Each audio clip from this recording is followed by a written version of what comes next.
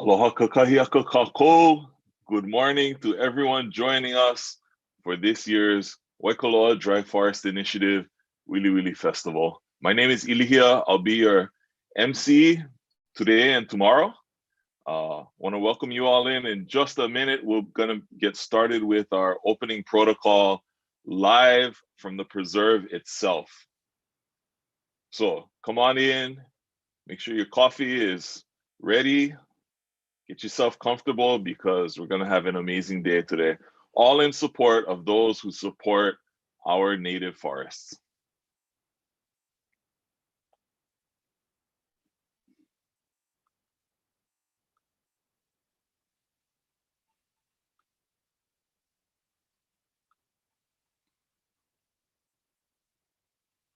All right. So this morning, as I said, we're going to have our opening protocol live from the Waikoloa Dry Forest Preserve. And we're very humbled and fortunate to have with us somebody very special to this initiative joining us to perform our opening protocol. He's been involved with the Waikoloa Dry Forest since long before the initiative was formed. He has since moved on. He's now the preserve manager at Ka'upulehu Dry Forest Preserve. He was actually my predecessor in a sense, emceeing this festival since the early days, and we're so excited to have him back to open this year's festival up for us.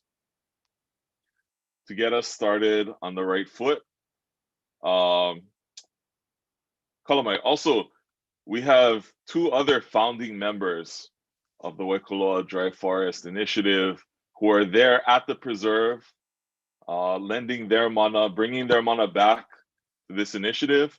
Beverly Brand and Dr. Stuart Lawrence, they're also there in the preserve. Aloha to you, Beverly and Stuart.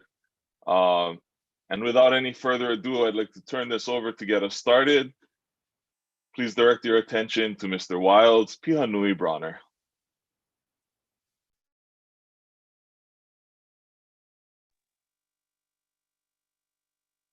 Aloha. It is such an honor to be here in Waikoloa this beautiful morning in the district of Kohala amongst these beautiful Wiliwili trees of the beautiful native plants growing out here, surviving but also thriving. My offering this morning is an oli, or a chant that calls out to areas of Kohala, both quaint and vast, the inner and outer regions. It calls out to prominent features in the district of Kohala, including the northernmost tip of Hawaii Island, and also a very special feature that is very common here in Waikoloa, which is the wind.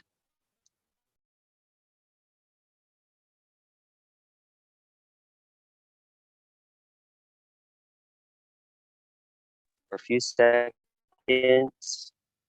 just to think about the day, set an intention, and really to just think about all the good things in life, to set good energy towards this amazing forest and this awesome festival for the next 2 days.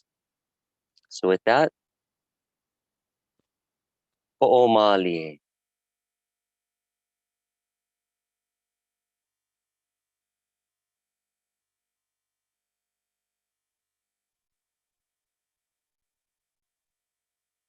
O Kohala. O Kohala iki, o Kohala nui, o Kohala no, o Kohala wa opi. Kala iki ola. Na pu'uha ele o Kohala mai ka i ka makani o apa.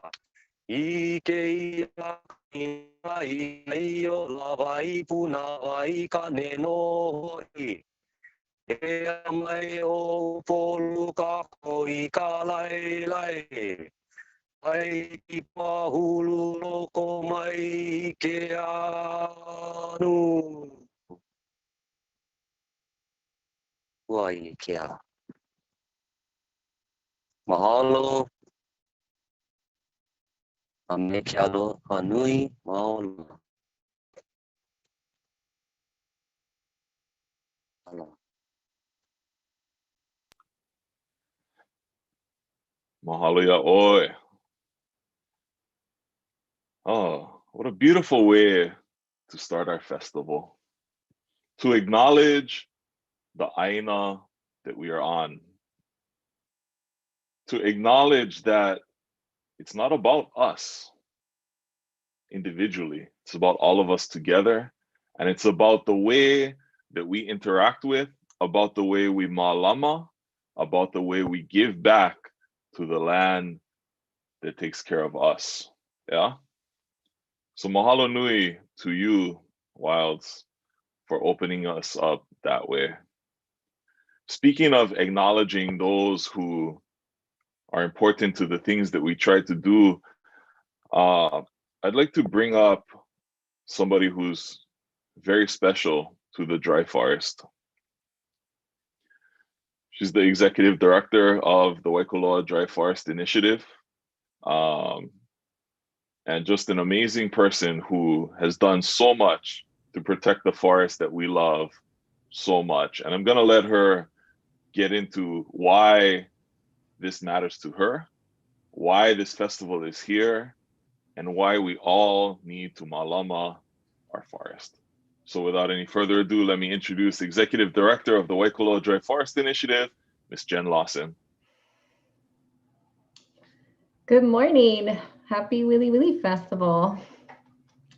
It's so unusual for me to not be in the forest, and I'm so grateful to our friends and family who are there right now to open up this day and this idea and this place as best we can to the public. This festival is really all about experiencing and learning. So to do that in this format is a new thing for us, and we're really excited to have all of you joining us both in person in the forest where you can see these trees up close and personal, and also throughout the day here on Huva and through our talks and workshops that will be going on.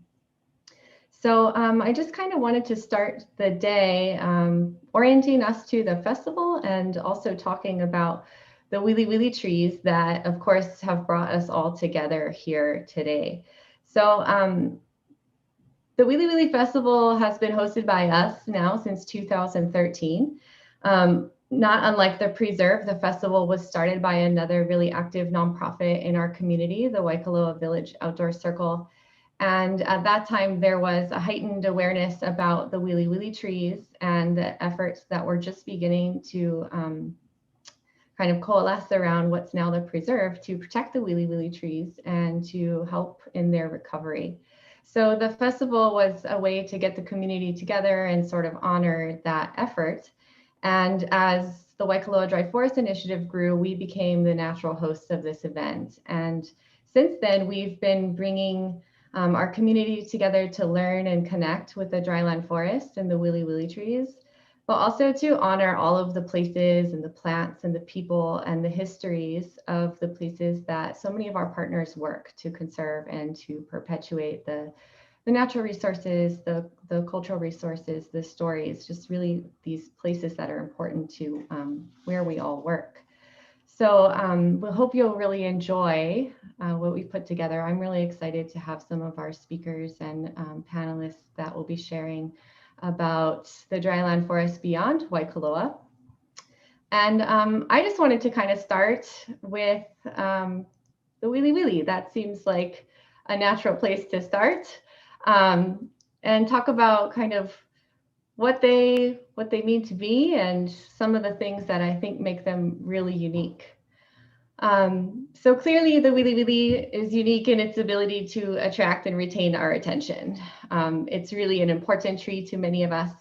They're beautiful, they're a little bit weird, they're really useful, and they mean a lot to us. And through my experience of introducing people to place and to these Wiliwili trees, something that I've noticed is that you can't unsee these trees. Once you meet a Wiliwili, you're kind of stuck with them. They talk to us in ways that maybe other plants don't. And I would bet that if you have met a Wiliwili, you remember the first one that you met. Maybe you remember who introduced you to it. And many of us certainly have favorite ones. And I'm just not sure that that's true of every plant. So we talk about these trees as sort of the icon of the dryland forest. And they certainly are iconic, and they can tell us, you know, when we arrive in a place and what's going on with the ecology and the climate in these areas. But to me, they also are really symbolic, and they represent resilience. And it's something that I've been drawing on a lot lately, and I'm sure that many of us can relate. But these trees are incredibly resilient. They continue to exist despite massive loss of habitat that they've experienced over the last 250 years. And these trees are old. They've been here for a long time, and they've been through a lot. And this is just one example of one fire in 1 year that has impacted the habitat of the Wiliwili trees. Unfortunately, this tree made it, but that's not always the case. So these trees, they've been here, they've seen a lot, they've witnessed the downfall of many of their dry forest counterparts, and they tell us a story. They tell us that it wasn't always like this, that there was a forest here, and that this whole region once looked really different. And the way we see it, they also tell us that there can be a forest again, because these trees aren't just persisting here, they're in some cases recovering and thriving, and they're also providing the seeds for the future forest. They're trying to recreate that forest that they once knew, and it's up to us as the caretakers what we're going to do with them. So in that, that resilience, that ability to persist through all these hard times, I think we can really learn something from these trees about sticking it out or changing course when it's time, and maybe even coming back stronger. So Wiliwili trees have a few built-in coping mechanisms for hard times that really make them resilient. So particularly for drought. So when the Wiliwili trees sense that the rains are not going to be reliable, or maybe it's going to be, summer's upon us, it's going to be drying out, they begin to drop their leaves. They know when to just let them go and do something else with their energy. There's no sense having these leaves if they're going to make a stressful time even more stressful. So it's during this time when the trees are mostly bald, they don't have any leaves on them at all. Most of the surrounding areas are drying out. It's kind of a time, almost a dormant time in the lowland dry forest ecosystem. This is when the Wiliwili trees decide to flower. So it's almost ridiculous to flower during this time, because it's such a stressful, dry time. Sometimes it doesn't rain at all for months and months. Resources are scarce. It's hot. It's dry. Everything else is kind of reduced and just waiting it out for better times. But the Wiliwili decides to try a different strategy. And they don't just flower, they flower spectacularly. It's been described that during the Wiliwili bloom in the lowlands, the hills are on fire with these beautiful orange blossoms that just light up the ecosystem. And if you think about that as somebody who needs these trees to survive, like a nectar feeding bird, for example, this is a huge gift during this time that's really quite stressful for many things in the lowlands and the dry forest in particular. There's not very much to eat. There aren't a lot of resources available, and the Wiliwili tree just goes off and brings in everybody to these trees and feeds them. And also, this is probably a really good strategy for being effectively pollinated, because they don't have to compete with anything else during this time. They're literally the only thing going off in the forest, bringing the birds in, so they don't have to compete to be pollinated. And so it's probably a really effective strategy to do this different thing, to flower in this off time, and that has ripple effects through the ecosystem. So all of this work that the Wiliwili trees are doing is, of course, leading up to the production of seeds and to the reproduction and the perpetuation of their species, to spread these trees around. And this occurs a few weeks after pollination.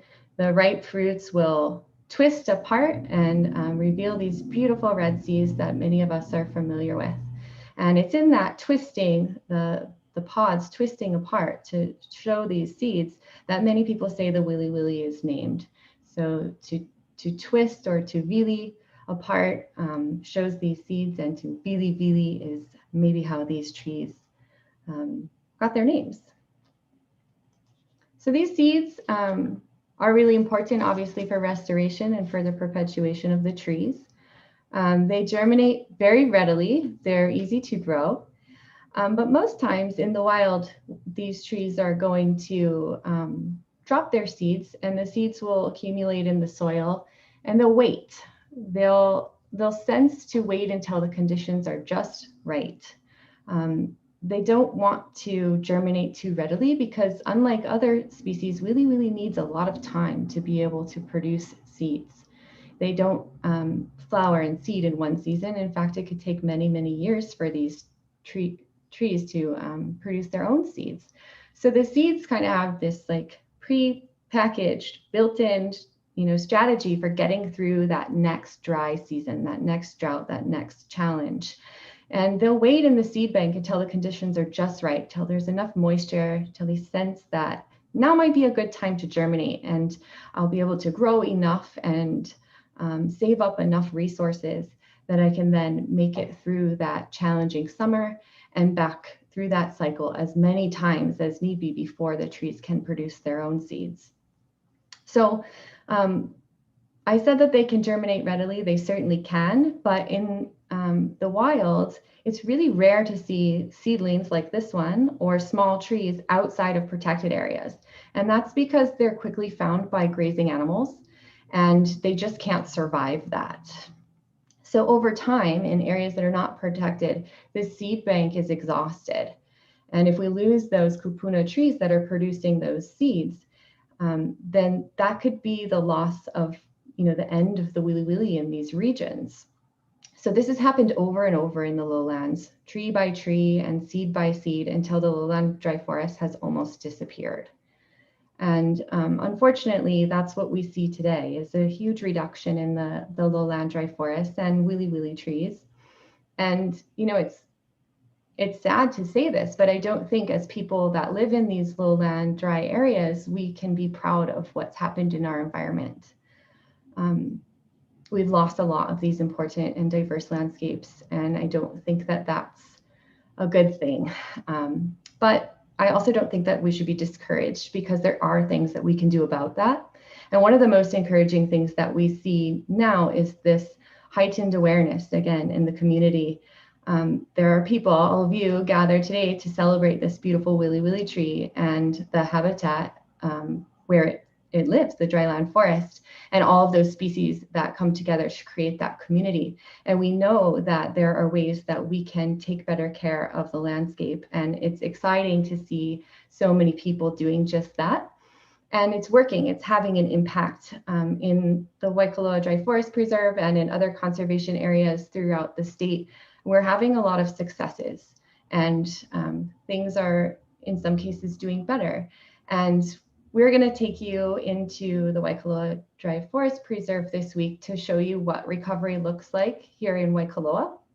But we're also really excited to have so many people come together as exhibitors, as speakers, as presenters, to take us into their place, to show us what their dryland forest or their other places look like, and also teach us what it is that we can do to better take care of these places and to promote that recovery and to work together for the benefit of Hawaii's native things.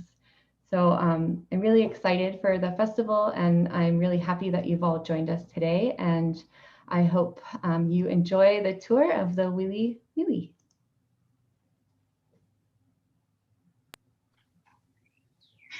Mahalo nui, Jen. There's so many lessons that the Wiliwili tree can teach us. Yeah. You know, Jen touched on a lot of them, right? About resilience, about letting go of the things that stress us out in stressful times, about bringing that beauty of the flowers in times when one could say no need, but no, this tree brings those little glimmers of hope, of beauty into an otherwise stressful time. And I think in today's stressful times, we need these lessons more than ever. So another lesson to me, Jen talked about the name, the Wiliwili name, and perhaps it refers to the twisting of the seed pods and how they open. When I think of the name, I think of the lei, right? How the lei is twisted together and, you know, protecting our native forests, giving our native forests the space to thrive again. It takes all of us. It takes so many of us. And so I wanted to acknowledge a few of our sponsors before we move on, sponsors who allow the Waikoloa Dry Forest Initiative to do the important work that they do, sponsors that allow us to bring this festival to you. Folks like Waikoloa Plaza, Waikoloa Plaza being developed right across the street from Waikoloa Village by Meridian Pacific, 18 acres. It's going to have a distinctive blend of tenants to provide daily services, specialty shopping, entertainments, and eateries right in Waikoloa Village to reduce the amount of driving folks have to do. We want to acknowledge Hawaii Forest and Trail. Their participation in the Wiliwili Festival has been made possible by the EEV Fund through Hawaii Community Foundation, founded to support entities that do conservation work to benefit the communities in Hawaii. So mahalo to Hawaii Forest and Trail. Hawaii Water Service, providing excellent super ono water to the residents of Waikoloa Village and beyond. Mahalo to you, Hawaii Water Service.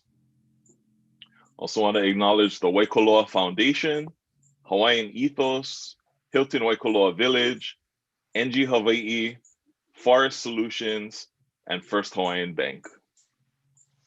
Before we head out to the preserve, I also want to remind everyone we have some amazing silent auction items, artwork by artists like Barbara Schaefer, Andrea Pro, Clemson Lamb, Margaret Barnaby. We have items from Waikoloa Beach Golf Course, Keoho Nursery, Big Island Brew House, that sounds kind of ono, Brown's Beach House, Body Glove Cruises, Tommy Bahama, Hawaii Pacific Parks, Juice Bar 101, Mahina, Merriman's, Pau Pizza and Provisions, Soha Living, Starbucks down in the Queens Marketplace, Hawaii Nautical, and priceless items from the Waikoloa Dry Forest Initiative Nursery. So please go check out the silent auction and those items. We also have our exhibitors who are joining us, and there's a bit of a break later in the program at the lunch hour. We have about an hour-long break in the program where you can go and certainly get your lunch and also check out our exhibitors about barbless hooks, the Big Island Invasive Species Committee, future foresters of the Waikoloa Dry Forest Initiative, Department of Forestry and Wildlife, Hawaii Island Seed Bank, Hawaii Pacific Parks, Hawaii State Parks, Hawaii Wildfire Management Organization, the Hawaii Wildlife Center, the Hawaii Ulu Co-op, Hui Aloha Kiholo. We're going to be hearing from them on the main stage in just a little bit. Kaulunani Urban and Community Forestry Program, Kupu, Laukahi, Napu'u Conservation Project, Plant Pono, the South Kohala Coastal Partnership, Marine Mammal Center, the Nature Conservancy, Waikoloa Plaza, the Waikoloa Village Association Fire Management Action Committee, the Alala Project, and Imi Pononoka Aina. Lots of exhibitors, lots of silent auction items. Please go and check all of those out. And our next activity that we will be doing, now that I've told you all those other places you can go, we are going to take a virtual guided hike right in the Waikoloa Dry Forest. And Brother Rob is going to take us on that virtual hike right now. So please lace up your hiking boots and get ready. Here we go. Mahalo again for joining us at this year's Wiliwili Festival. Hey everybody! Welcome to the 10th annual Wiliwili Festival. I'm Rob Yagi. I work here with Waikoloa Dry Forest Initiative, and we are all here gathered today in celebration of this amazing tree species, Wiliwili. I'm really excited to be able to take you all around on a virtual huaka'i today. We've tried a few of these in the past. Today we have a whole new setup and it's a whole new year. So I'm excited to show you all around different outplanting sites. And we have had about 1.5 inches of rain in the last month. So everything is turning green. It's an amazing time to see the preserve. So let's go check a few things out. Waikoloa is home to roughly 75 Wiliwili trees here inside the preserve and another 75 or so in the greater Waikoloa area. And here we're sitting at the foot of one of my favorite trees in the entire preserve. This windswept Wiliwili is perched on this hillside right at the base of this A'a lava flow going down into this kipuka here. And you can tell if you look up at the tree that it's in the direction of the trade winds, so the winds are blowing in and has this windswept look to it. And this is one of our most epic seed producers. Every year it creates thousands of seeds which make it to maturity and fall down to the soil. And if you follow me across the trail here, you can start to see that there's a handful of small Wiliwili that are peeking up right out from among the rocks. And these are all natural seedlings that have come up from this parent tree. So we have these elder Wiliwili trees that are making flowers, making seeds, and those seeds are falling down to the forest floor. Every winter, those seeds germinate. But the problem that we're running into today is that when they are under the pressures of grazing animals or wildfire or these competitive non-native grasses, the seedlings don't have a chance to make it to maturity. So here in the protected space of the preserve, we're free of goats or any grazing animals, so these plants have a chance to grow up and survive. If these were outside of the fence, unfortunately, if they did sprout up and make it through the dense layer of grass, the grazing animals would come by and they would love to eat all of this vegetation that you're seeing and basically chew it down to a stump. And unfortunately, the Wiliwili just don't have the ability to make it after that. So the problem that we're seeing across Wiliwili as an entire species is that we have these older trees that were of substantial size by the time that those grazing animal pressures were introduced. And as they reach the end of their life cycle and die for one reason or another, there's no new generation coming up to replace them. So we have this change in the population dynamic where the older ones are getting less and less, and there are no young, even middle-aged Wiliwili trees kind of coming up to take their place. So now that we have the protected space of the preserve, these trees are more than happy doing their thing on their own, and as the years go on, these seedlings will start to grow up, and eventually they'll become the parent trees when they start to flower and make fruit. So that's pretty exciting to see. That's one of the things that makes me smile out here when I'm working in the forest is not only can we be successful in the trees that we plant that we'll take a look at in a few minutes, but the forest is regenerating on its own, and that's everything that you would want for. So let's continue down the trail and let's take a look at a few more plant species.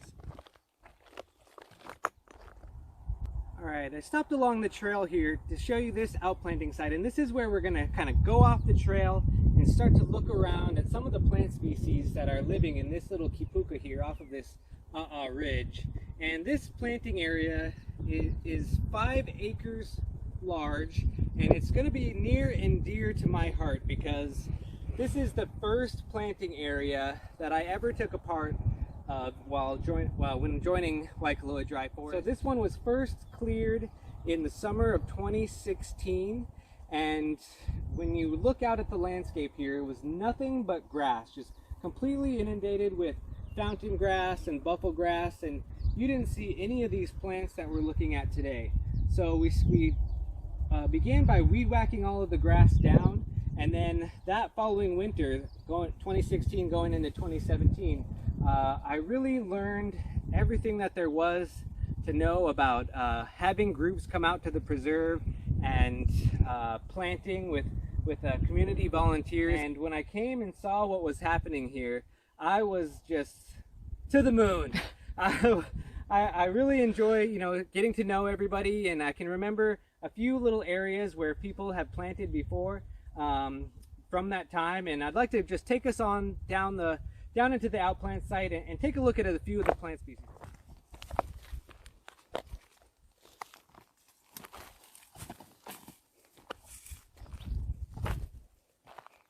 So first of all, after we made it about 20 steps, I wanted to show off these incredible a'ali'i, Dodonaea viscosa. It's in the soapberry family, but these are only 4 years old, and look, they're twice my height. So what we call a'ali'i is one of our habitat builders. So this is one of the more common dry forest species. You can always tell it by this kind of lush green leaves, and every once in a while you'll see a leaf that's senescing or drying up, and they have these little red leaves here and there.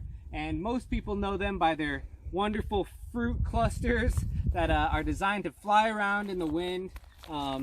And you may have come out with us to collect some seeds, and if you have, you probably have collected from a'ali'i. But these things are growing so rapidly and so tall that they start to make thousands of seeds within the first few years. And because these ones are stretching so far up to the sky, the wind can blow their seeds hundreds of feet through the outplanting sites. And not only do we have these outplants that are thriving and surviving out in this area, but we are seeing all kinds of natural regeneration of a'ali'i just from these original plantings. So in some areas, they're starting to carpet the floor, and while we take a few next steps, we'll start to see some of the natural regeneration that's happening in and around these planting areas. So the a'ali'i is not only making a lot of seeds, but it's dropping all kinds of leaf litter. And if you follow me closer, underneath this plant, we're going to start to take a look, and on the surface of the ground here, mixed in with all of the rocks, you see that all of this leaf litter material, all of this great stuff that's happening here. You can make out some of the old leaves. You can even see some old sticks and maybe some old grass in there. But as you kind of dig down below, you'll start to notice that all of the decomposers are doing their work in here. And not only are you kind of not able to identify as many leaf parts as you might have before, there's even some fruit and seeds in there just waiting to sprout up, but you're starting to see the accumulation of soil in here. And if we go even one more layer down, you're going to notice that there is look at all that soil. Oh my gosh, if you've ever planted out here, you know how wonderful soil is in this area of Waikoloa. So not only is a'ali'i one of our most vigorous and rapid growers of plants, but it also helps to rebuild the soil in a lot of these areas. Put you back in there. Okay, look at this. This is one of my other favorite areas of the Lokahi planting area. This is a natural lava formation, and it's almost like a perfect trail. We incorporated it into the trail of this area, and so I just wanted to point it out because I love rocks. But all right, this is where I'm trying to get to. Look at all of this. So I mentioned at the beginning of the trail there that this area was completely covered up with non-native grasses, buffalo grass for the most part. And once we removed that grass, we started to notice that after the first rainfall, the entire area was completely covered with these small Ilima that were starting to sprout up. So we're thankful, and we are able to witness all of these seeds down, living in the soil and just waiting for the opportunity to sprout up. And they've been waiting for who knows how many years, but after we cleared out the grass, they took advantage of the opportunity, and look how many Ilima are sprouting up through this entire area. It's been a wonderful Ilima year. Like I said, we've got about 1.5 inches of rain in the last month, and all of these little seedlings that we're seeing right here are from just a few months of growth. So the great thing about this is that we didn't have to plant these. They just came in naturally. And what we're finding is that as these Ilimas start to grow up and fill in some of these open areas, that extra little bit of shade provided by their branches is enough to keep out most of the weeds from resprouting in this area. So you'll be able to pick out a few weeds here and there, but as the vegetation becomes more and more dense, we have to do less and less weed management, which makes it nice for people like me that are trying to keep control of the weeds. And of course, Ilima is beautiful, to say the least. And you know, this area at one time was completely covered with this Ilima. So now we're starting to see that once again. Let's continue through the outplanting site, but watch your step because there are Ilima everywhere. And in addition to the Ilima, we also have another wonderful friend here in the forest called Uhaloa. And if you take a look down here, we have some Uhaloa growing right next to this Ilima. Sometimes they can be hard to tell apart, but when we take a look at the Uhaloa, the leaves are quite a bit more fuzzy and a little bit more textured. But a lot of people believe that this is a non-native plant when it grows in their yard. But this is a wonderful native plant, Uhaloa, that grows right here in Waikoloa. So if you see it on the roadsides, you can rest assured that this is a native plant, one of our most vigorous native plants. Look at this grass in here.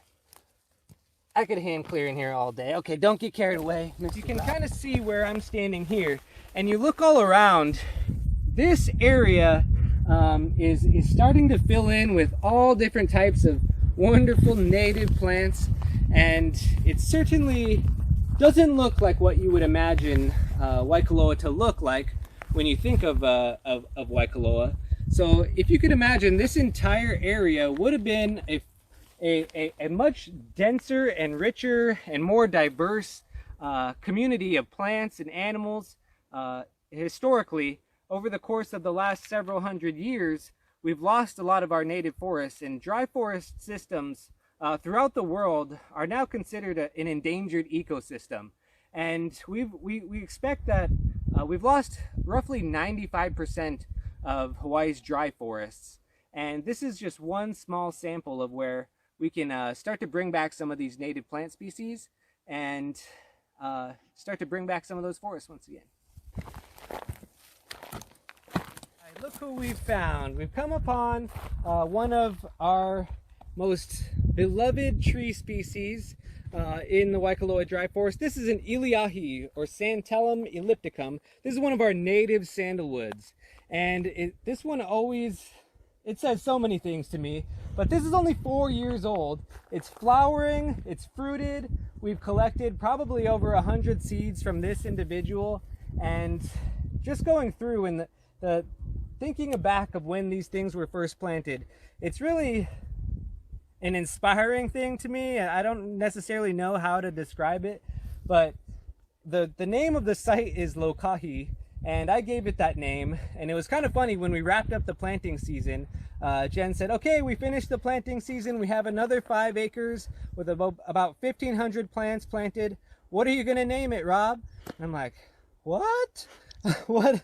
How am I supposed to come up with the names? These are the most cherished little sites of all across the preserve.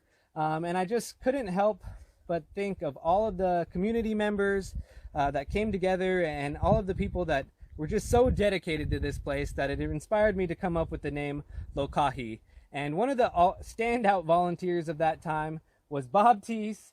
And I'm pretty sure, I always think of this area as his Iliahi grove because he was coming out several times a month, and he planted a lot of Iliahi. So on this side of the outplanting site, I always remember Bob. Oh yeah. All right, and take a look at what we have here. You know, we oftentimes talk about grasses in this area as being something negative, but we also have some native grass in Waikoloa as well. And what we're looking at here, this is one of our indigenous grasses called peely grass, and it's kind of cool on some of the flows around the preserve. When we remove the fountain grass and some of these non-native grasses, peely grass is one of the first things that starts to fill in. And look at this specimen. It's just this big wide bunch growing wide, and hiding in amongst here is a small Wiliwili and Ilima. So these native plants are quite incredible because they really seem to be able to make room for each other. So even though they're growing in close quarters, all three of these happy little indigenous plants are quite happy and healthy. And look what we have here. This here is mawa. This is one of our native tree species that we don't have very many of here in the Waikoloa Dry Forest Preserve, but those that have managed to get established are very healthy. And you can tell by the dark green leaves, and one of the field IDs that I have, whether or not you're looking at mawa, is these red liko, these new red leaves, that when they come out, they have this reddish tinge to them, and then as they mature, they start to fill in with the chlorophyll and become dark green. All right, this is something that I really wanted to show everyone. This is a sign of all of our hard work, everybody coming together to support this place. And what we're looking at here is something so incredibly rare and magnificent that it is blowing my mind. I recently came up to this tree and saw one of the most wonderful signs that you could ever imagine. So what we're looking at here is actually a young uhi uhi tree. And for those of you that don't know, uhi uhi is one of the other trees that was still persisting in the Waikoloa area when we first began the project. And this is a tree that now has less than 50 individuals left in the wild and in the world. We care for 8 of those remaining individuals. And so not only has this tree become very, very rare, but there's also some challenges in getting it outplanted successfully. And this one right here that we're standing with is one of 2 juvenile uhi uhis that we've seen naturally sprout in this environment. And for that to happen, the conditions have to be perfect. They sprout up every year. The seeds are very viable. You know, we see germination rates of 80 to 90% in the greenhouse. But every year when the rains come through, we see a handful of uhi uhi sprout at the base of the trees or nearby. And unfortunately, they just can't seem to make it through the first summer drought. So if they can make it through that, they're pretty much good to go. And this one first appeared in, I would say, 2017, spring 2017. And it's been growing ever since, just coming out of the aa here. And what I found this morning was truly inspiring, because if you take a close look at what's happening in and amongst these leaves, is that this keiki plant, this wild individual uhi uhi, is finally coming to maturity. And what you're looking at here is some small flower buds. That is the first sign, the first time that we've seen this young uhi uhi make its reproductive structure. So this is now what we would call an adult uhi uhi. So hot off the presses, call the mayor and tell them that we have uhi uhi that are naturally regenerating, and this keiki plant will go on to become a mama plant. And pretty soon we're going to see these flowers get pollinated, turn into seeds, and those seeds are going to fall down to the forest floor, and we'll have even more uhi uhi.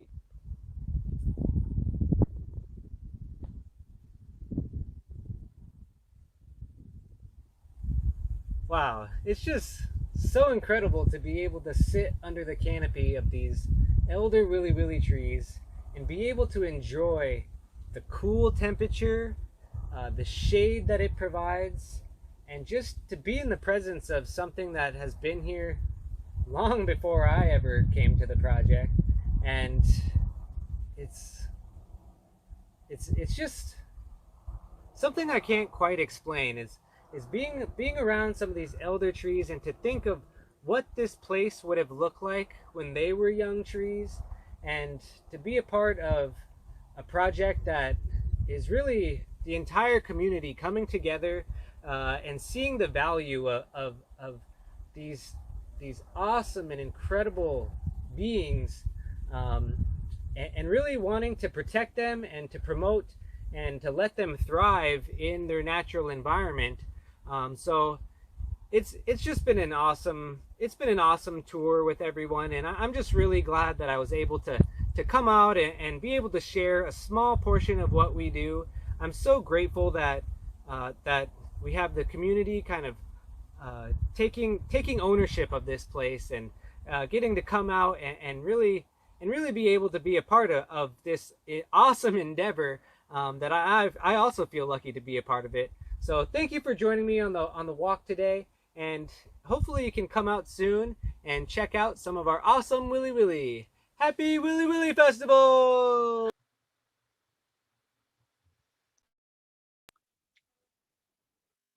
All right. Mahalo, Rob, for taking us out into the forest preserve. We have some time for questions and answers. So let's see what we have in the Q&A. Hi, everyone. How's it, Rob? Man, that was a quick change from your t-shirt to your Aloha shirt. Hey, move quick out here in the forest. I didn't want to come out of underneath the Wiliwili. That's awesome. I can't imagine wanting to leave that either. So, oh, go ahead. I just wanted to say, it was an awesome morning. Thank you to everyone that's tuning in. And oh man, there's just so many exciting things that I wanted to share in the video, and we were trying to keep it at 15 minutes, but I just couldn't give up anything. It ended up being 20 minutes. So thank you, and yeah, happy to be here and ask any questions that you'd like. Awesome. Let's see. Okay, we have some stuff starting to come into the Q&A here. Okay, Ui is asking, how many native plants are in the preserve? Yeah, that's a good question. When we first started the project back in the early 2000s and leading all the way up to the time the fence was completed in 2011, we knew of about 8 or 9 native plant species to still be persisting in this area of Waikoloa. And now through things that we've kind of rediscovered as we've opened up space, given the opportunity for plants to grow up, and then things that we've brought in that would be appropriate for this dry forest system, we have now over 60 native plant species that we work with and get to see. And that's kind of fun too, because some of them act more like annuals. Like there's this really fun grass that I really like to see, panicum, and it only comes out every once in a while when there's heavy rain. So I've seen it one time and sprout up, and then after it seeds, it kind of retreats and disappears for a while. But still waiting to see that one come back again. Awesome. Wow, that's a big change. Yeah, to go from just a few things to over 60 plant species. There's always something more to find, and even the ones that are here, we learn more and more about each one every year. Oh, for sure. And then Ui also wanted to get an update on the uhi uhi that you found. Oh yeah, that uhi uhi is the second juvenile uhi uhi that we've seen come to maturity here in the Waikoloa Dry Forest. And the reason why there's been such a steep decline of uhi uhi over the years is a combination of 3 factors. The main factor is the grazing animals. So the uhi uhi is so slow growing that they stay really short for a long time, and the grazing animals love to just eat all of that vegetation. It's like a dessert for them.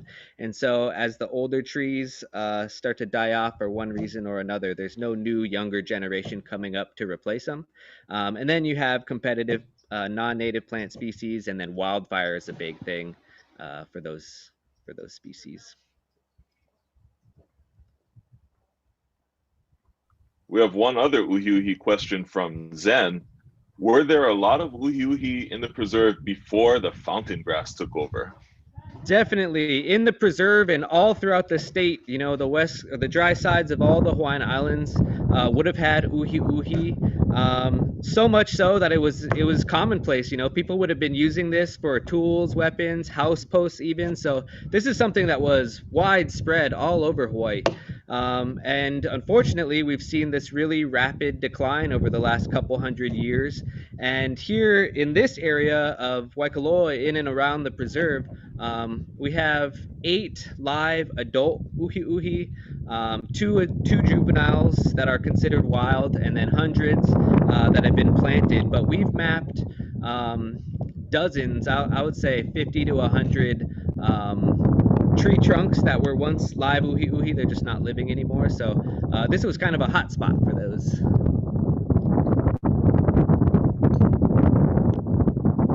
That's awesome. Oh, that wind sounds amazing. Nice cool breeze. Yeah, that Waikoloa wind out there. So we've also got a couple of comments in, Rob. Jane says, "Mahalo, your energy, knowledge, and enthusiasm are fabulous." Woo! Yeah, there it is. Michelle, also so fun to watch, beautiful, love the excitement, definitely want to visit. And hopefully we can do that safely very soon. Definitely. We do have the preserve open to smaller groups. So anytime that you're in the area, the first Friday of the month, we do tours of the preserve, similar to what we just saw in the video, but kind of more alongside our trails. And then that's more fun in person because you can answer questions and kind of check things out right there. And then we have our planting days too. So feel free to check us out online if you want to come visit that way. But if you're far away, then next time you're around, just let us know and we'll make sure we get you out here. Awesome. And gang, we have some great questions coming in. We are going to get to all of them. Our next question is from Nelson. Nelson, mahalo for joining us. Nelson says that was an amazing tour. Your enthusiasm for the place is inspiring. And he has a question about the insect pests of the Wiliwili. So can you tell us a little bit about some of the insects that make it challenging for our friends?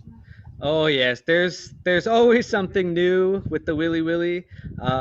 You know, this past year to 18 months has been really interesting, and I'll go into that. But the main thing that people know is that there's some sort of wasp. It's called the Erythrina gall wasp, and they're very, very small. They look like gnats when you see them.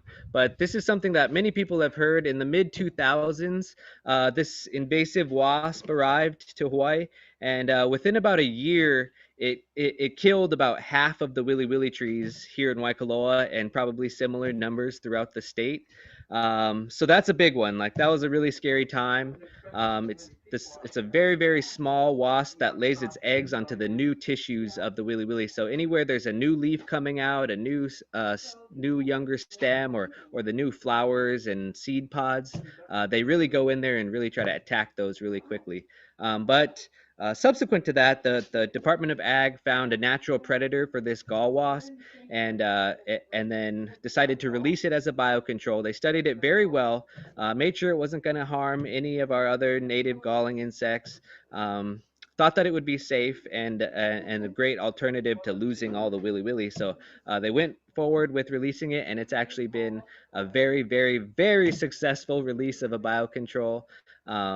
And so now the health of the trees has some more or less stabilized, and then there's still a few issues going on with them, but we also see throughout the year what are called lace bugs on the underside of the leaves, which are kind of clear, and then they kind of hang out on the bottom side of the leaf and turn the leaves yellow.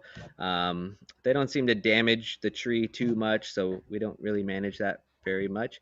And then over the past year to 18 months, we've seen a surgence of not a new pest. It's something that's always been around, but it's quite interesting. But this cottony cushion scale has gone onto the Wiliwili trees, which is they look like these little cotton balls kind of on the undersides of the leaves, and that we saw so many cascading effects of that species. But luckily this year it doesn't seem to be as bad, so we're keeping an eye on things and watching it as it progresses.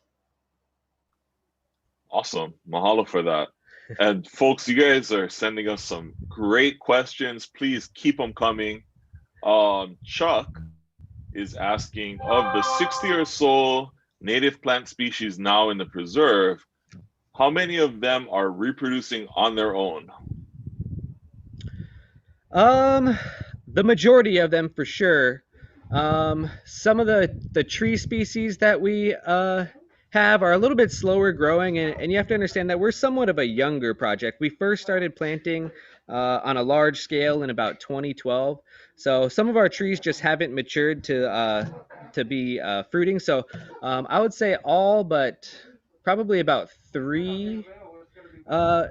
Maybe 3 to 5 plant species have at least flowered and fruited. And so the next measure of success would be to see the native recruitment starting to happen. So those seeds falling down and starting to fill in. But among things, the Wiliwili are definitely reproducing naturally. Uhi uhi, ma'ohauhele, the big yellow hibiscus, we've seen natural seedlings underneath.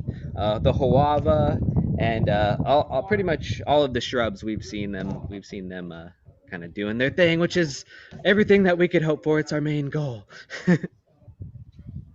That's awesome. And speaking of shrubs, Nana asks, does A'ali'i shed a lot in the wind? Wondering if should plant downwind of the house. They in the wind they're known for being really strong in the wind, and so they really keep all of their leaves on while they're active. But it's also kind of an advantage here in the forest that they make a lot of leaf litter. So I wouldn't necessarily say that I see too much leaf litter blowing around, although I'm sure that does occur. But you do notice quite a bit of leaf litter right underneath the plant. But I can't say that I've ever seen a lot of leaf litter blowing off in the winds. Reminds me of that olalo no'eau. He a'ali'i ku makani mai au, a'ohe makani nane kulai. I mean, a'ali'i is strong in the wind. No wind will take me down. Yep. One of the species we look to for inspiration in tough times, for sure. Awesome. An anonymous attendee asks, if you could be a tree, what tree would you be and why? That's a good one. Let's see here. I would have to say I would want to be a llama, just because they're known to live for such a long time, as all these trees are. But I certainly know that llama can live for 500 up to 1,000 years, and so just to be kind of witnessing the changes across the landscape over that time period, and just kind of just watching what all has happened. And if you were like 700 years old right now, just the dramatic change across the landscape is what I would like to see. Wow, that's awesome. Thanks for that question. Oh, that's a good one. Okay, let's pick one more question. We got so many great ones, and Rob is going to be around through the day, so I think we'll have another Q&A session with him a little bit later. Yep, please, and feel free to email me, robert@waikoloadryforest.org, and I'm happy to answer any questions that you might have there. You heard it there, Forrest. robert@waikoloadryforest.org. Okay, let's take our last question before we head over to our next presenter. Michelle asks, any best practices for minimizing grass at dry forest reforestation sites? The ultimate is to try to fill in as much area with native shrubs. That's why we like to call A'ali'i and Ilima Uhaloa our habitat builders, because as soon as those branches start touching and shading out the forest floor, of course trees would be even better than that, but that little bit of shade really prevents the grasses from reinvading. So it's a matter of getting the grass out initially, and then as things start to resprout, as much as you can, try to remove those grasses by whatever means before they flower and make seeds. So you're constantly diminishing that seed set that's out there and able to sprout. Awesome. Mahalo nui for that. You folks have sent some of the best questions I've seen all morning. They were really great. If you have any other specific questions you'd like to ask Robert at waikoloadryforest.org, and he's also gonna have some more time with us a little bit later on today. Yeah, Rob. Oh yeah, Mahalo nui to you, brother. Appreciate it. All right, thank you guys. All right.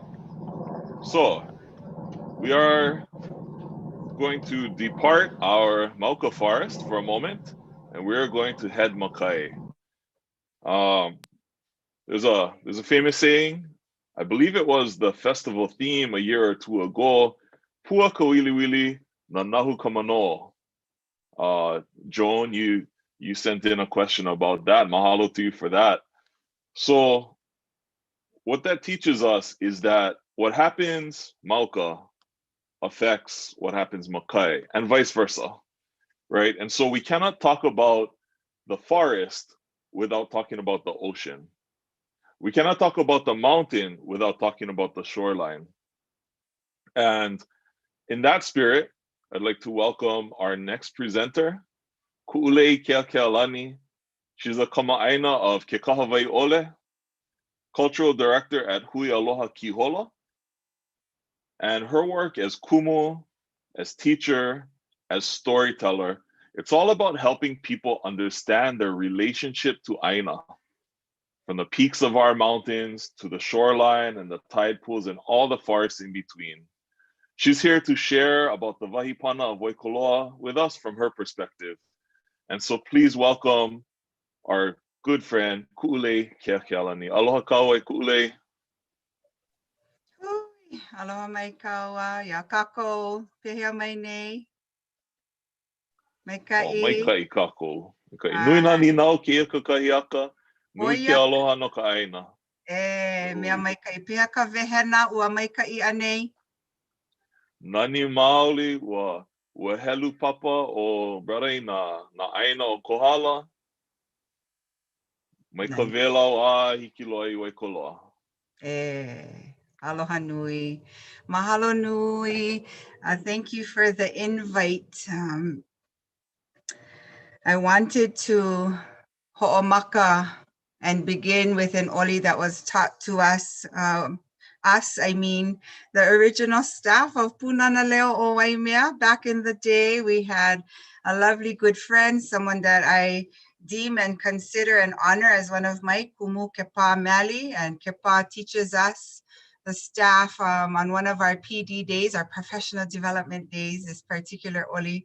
And although I believe this oli is out of the Mokupuni o Kauai, we honor it and we utilize it certainly here on our island too, as it calls out the Waikoloa as a makani. So just ho'olohe mai, and there's going to be perhaps some familiar names, but indeed for the Waikoloa Wiliwili Festival, we honor this place, this Wahipana, indeed Waikoloa, this beautiful, dry, arid landscape that is pili to mai onehanau of Pu'uanahulu, North Kona. And thank you, mahalo nui, for the invite to be able to be a speaker today amongst many other wonderful things that's happening for the festival today and tomorrow. So again, mahalo anui. Ala kupu kupu ka uka o kaneho. O ana lima I kamakani he Waikoloa. He Waikoloa kamakani anu olihu e.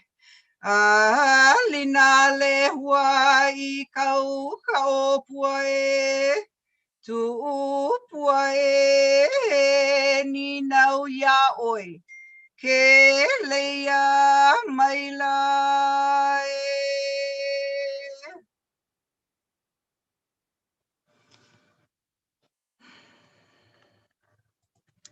Mahalo anui.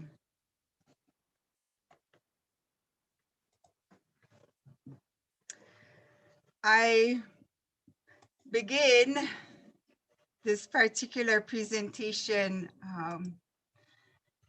with a slideshow, if you will, or some pictures and some thoughts that I hope will, if anything, evoke some pondering for you to think about, for you to consider. And so when we look at, yes, the lands of Waikoloa, any aina, any land on our honua, I think about perspectives, multiple perspectives, truths perhaps, but that a perspective is a vantage point. It offers you and affords you a vantage point by which you see, by which you perhaps think, and thoughts that propel action then leads us into the things we do and why we do the things we do. And all of those beautiful things that end up shaping and becoming who we are and what we do. So a cousin of mine a few weeks had actually said this, and I will lift her name, Sandy Lehua Kamaka. And it was cousin Sandy who actually said these words. Where you sit determines what you see. What you see determines where you sit. She had uttered these words, where you sit determines what you see. And then I added the second line just by reversing it. What you see determines where you sit. I think these thoughts can definitely cause one to think about that. Where you sit determines what you see. So I'm going to invite all of you for a little exercise. And if you can, and I'm hoping, I don't know otherwise, that you can't see what I'm seeing on my screen. So I'm going to go with it and be settled that you're able to see this pool. So take a minute, a few seconds, maybe not even a minute, but take a look at this pool. Be observant. What do your eyes see?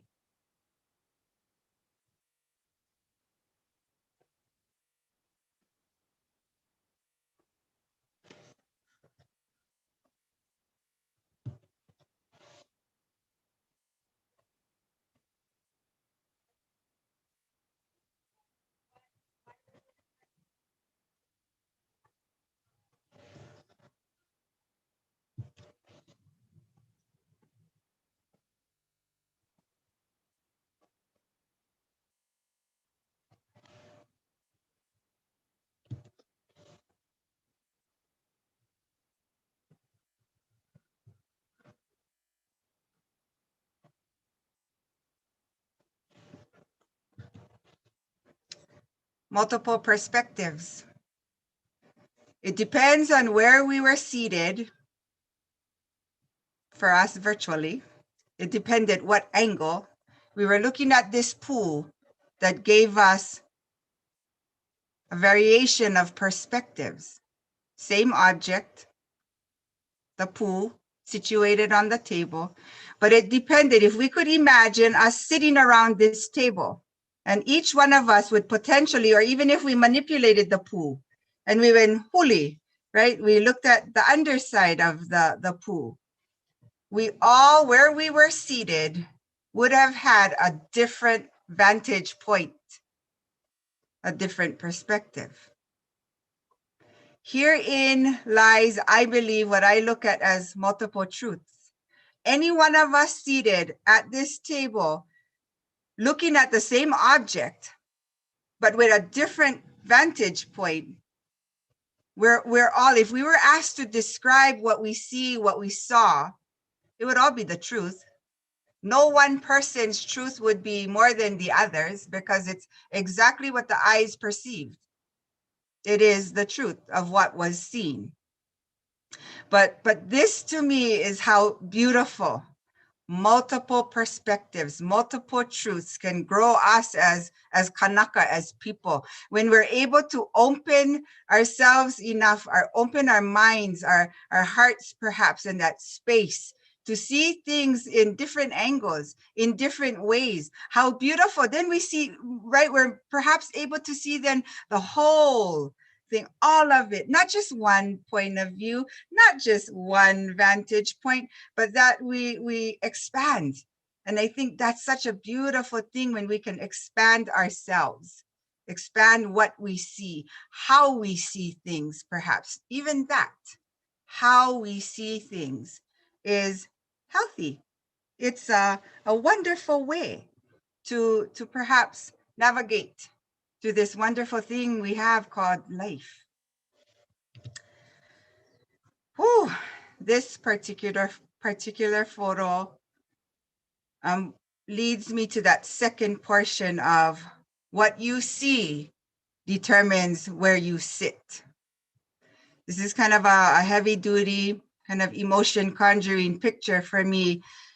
That seat next to Papa Robert, I acknowledge these kupuna, Papa Robert Puni Haule, Papa Robert Kinoolu Kahananui, Grandma Annie, Grandma Dorothy Phillips Nishie, these seated kupuna at this particular time, in this particular space.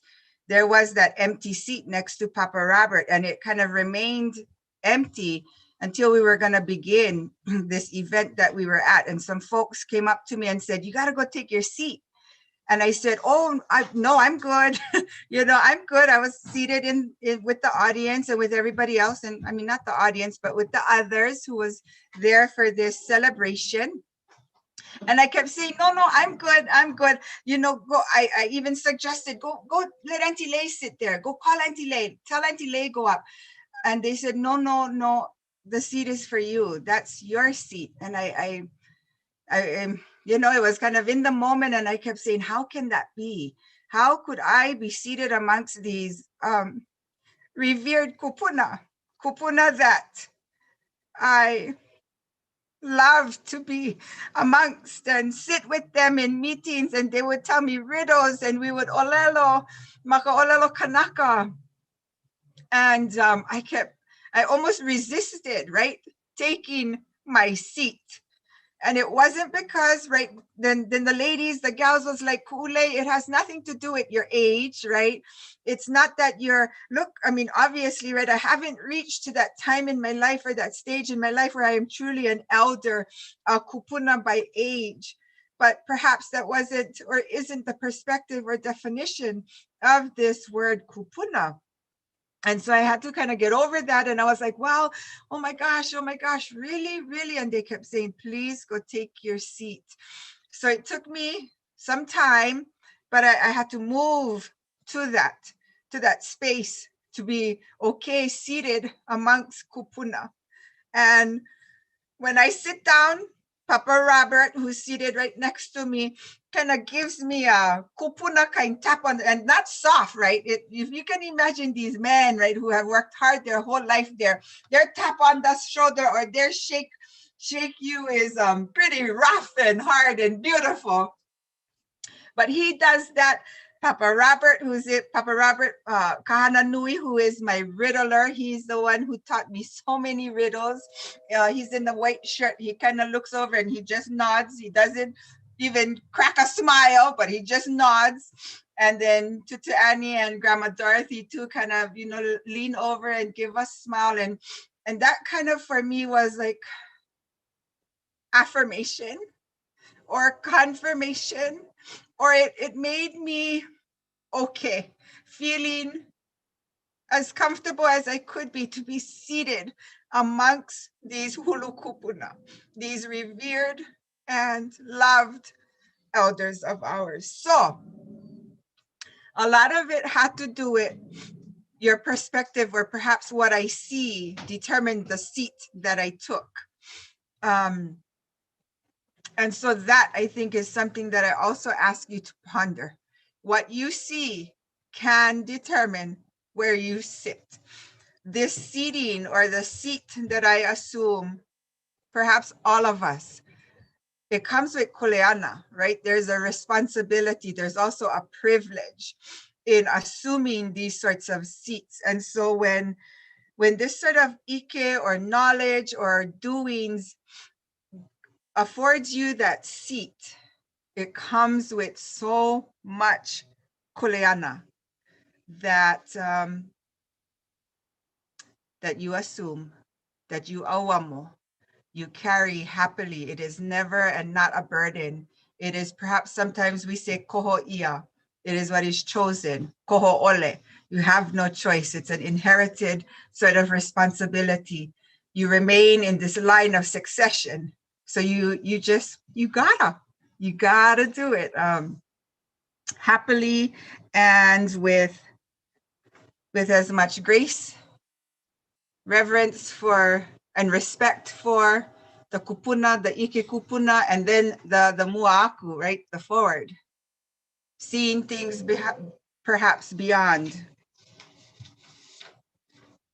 At this point, I'm sure there might be some of you, I'm not sure, I can't see, which is probably a good thing.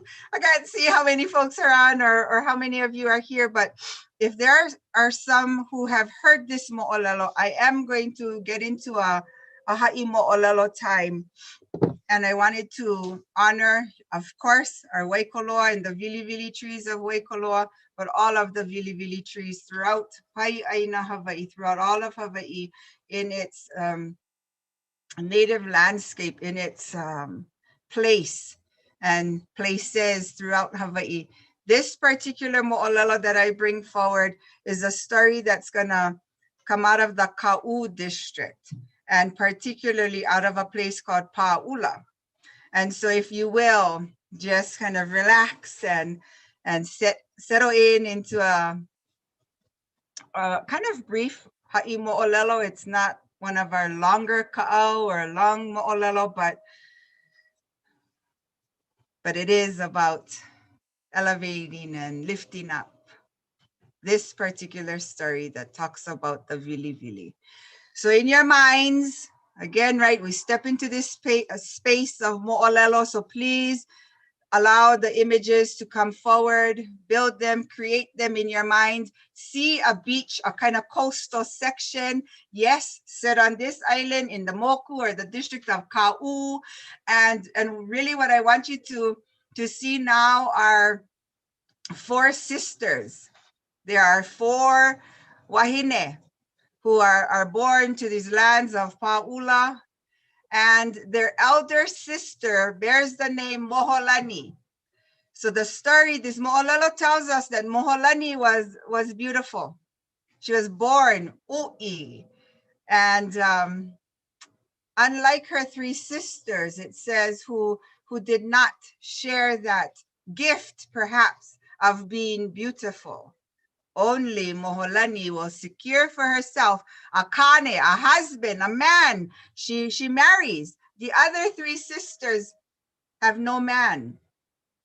And the story tells us, and it actually brings forward how they are not gifted with beauty.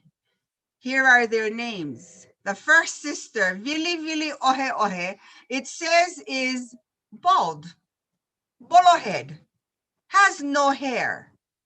Not appealing to most. So Wiliwili Ohe Ohe has no hair. The second sister, Wiliwili Pe'apea, is perhaps the opposite of her sister. She has a head full of tangled, gnarly hair that when the wind blows, kilepa, and it just becomes more of a tangled mess. And this is quite unattractive. So a head full of tangled masses of hair. The last sister, the Muliloa, goes by the name, or her name is Wiliwili Kuapu'u. Wiliwili Kuapu'u, it says, as her name suggests, she's a hunchback. So really not appealing, not pretty. So being bald and having a hair full of a mass of tangled hair, and being hunchbacked is not not what any man perhaps saw as, or any person saw as beautiful. So Moholani, the story says, secures for herself a husband, and to them is going to be born one child, Kawila Makeha Ikalani. Kawila, upon birth, it says that Moholani fully realizes that she will not hanai or raise this child. She will give him back to the gods. He is going to be raised in this, what they say, right, that Huna Ikeao, this land, perhaps hidden in the clouds, does not mean that it is non-existent. Ku'aihelani is the name of this place that Kawila Nui Makehokalani is given to the gods to be raised. Meanwhile, back home at Pa'ula, Moholani realizes and sees that every day there is a particular lai kahakai point along the shoreline that her husband continuously visits. Every day he goes to this lai kahakai. The story tells us that there are two kupua. If you know not what a kupua is someone who can change form. You can be Kanaka, but you change to be a Mano. You can be a Kanaka, but you change to be a Pueo. You're a Kanaka, but you can change to be an Iole. Well, here, these two kupua, there's not just one, there's two. These two women, if you can, Ahi Kahuli and Ahi Kunana are their names. They entice Moholani's husband every day by singing to him. They sing lullabies. They tell him long tales of the ocean. They ho'ohihi him. They entice him. Eventually, this happens so much and so often that the two kupua wahine say to the husband of Moholani, hey, how about you come live with us? Come with us to the Papakuo Kamoana, to the ocean floor. Come and live with us. He is so enraptured by these two kupua wahine that he goes. It says that he goes into the depths of the ocean to live with these two kupua wahine. After some times, it says kakali, right? Kakali, that Moholani waits and waits and awaits the return of her husband, but he never really does. She now reaches out to her three sisters. Vili vili ohe ohe, vili vili pea pea. She says to them, come to my aid, stand forth, my sisters, my muli. I ask you, have you seen my husband? I have heard around that people are saying that Ahi Kunana and Ahi Kahuli have perhaps taken my husband. Have you two seen my husband? And they're telling their sister, the Hiapo Moholani, your husband. We have no idea where your husband is, and we don't even care where your husband is. He is nothing but this lazy, good for nothing, palau alelo. They call him a palau alelo, which is like a liar. And they're saying, no, Moholani, we have no idea where your husband is. She goes to the Muli Loa, Vili Vili Kuapu'u, and she says, have you seen my husband? Dear sister, come to my aid. Have you seen him? Do you know his whereabouts? And again, Vili Vili Kuapu'u, like the other two sisters, are saying, no, Aole, I have no idea. I have not seen your husband, much less do I even care about your husband. She too says he is lazy, he's idle, he is like this good for nothing palau alelo. He is just a liar, and I have no desire to know where your husband is. Moholani returns home, and it does say that her vaimaka halo iloika vaimaka, right? She's weeping, she's crying, she's basically lost her husband. No idea where he could have gone. There's an inkling that the two kupua wahine took him, but she doesn't really know.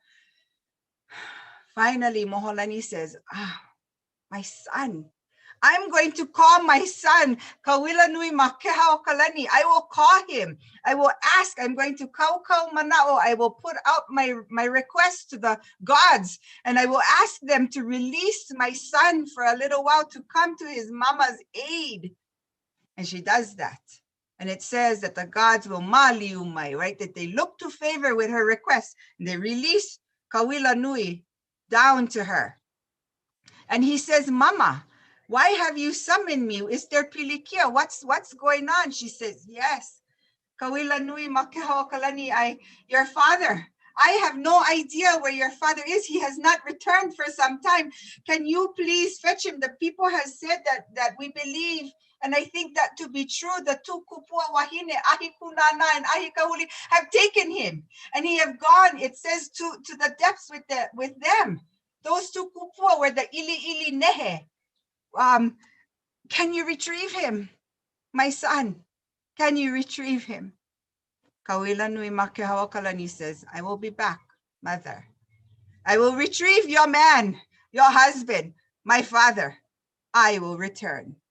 Says that Kawila Nui Makehawa Kalani enters into the ocean and comes to this cavern. He is on the papaku, right, on the ocean floor, sees the cavern, the home to Ahikunana and Ahikahuli, and he stands outside of the opening and he calls out to them, Ahikunana, Ahikahuli, release my father.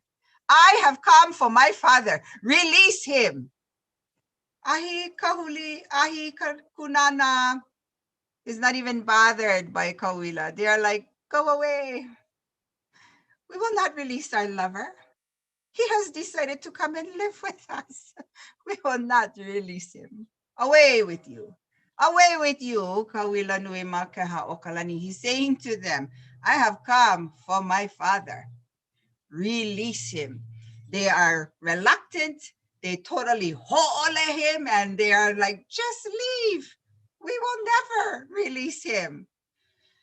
He says, well, this is what, the two kupua have no idea what comes next. It says that Kawila Nui Makeha Okalani takes his form as the lightning. He is the lightning. All the two kupua know is that there is a flash that is seen, this flash that blinds them, and they cannot see for some time. But instantly, it says, instantly, they are cut into pieces. And they instantly turn into schools of fish. The fish, the story says, that they turn into is the opelu. Kawila Nui Makeha Okalani looks to them and says, never will you entice men, much less my father. Away with you in your fish forms. Swim away. Grabs his father, returns up, presents him to the mama, says, Moholani, he is your man, your husband, my father. Kawila Nui Makeha Okalani returns to the heavens to Ku'ai Helani. This is how the story ends. Moholani, remembering that her sisters did not come to her aid, will go to each of them. And she says, well, to you, Wiliwili Ohe Ohe, you will be a tree. I turn you into a tree that is leafless. Leafless. You will not know what it is to have leaves that flutter in the wind.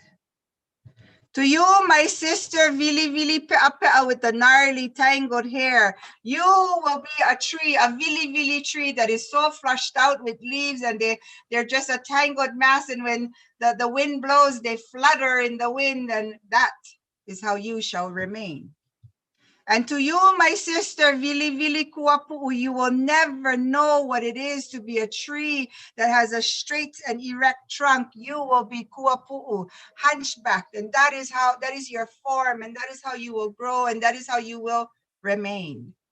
And so the three sisters, Wiliwili Ohe Ohe, a bald Wiliwili tree, Wiliwili Pe'a Pe'a, a tree fluttering with leaves, and Wiliwili Kuapu'u, one that has a form that is not erect but kuapu'u, hunchback, is how the sisters remain. Eyala ua ikea.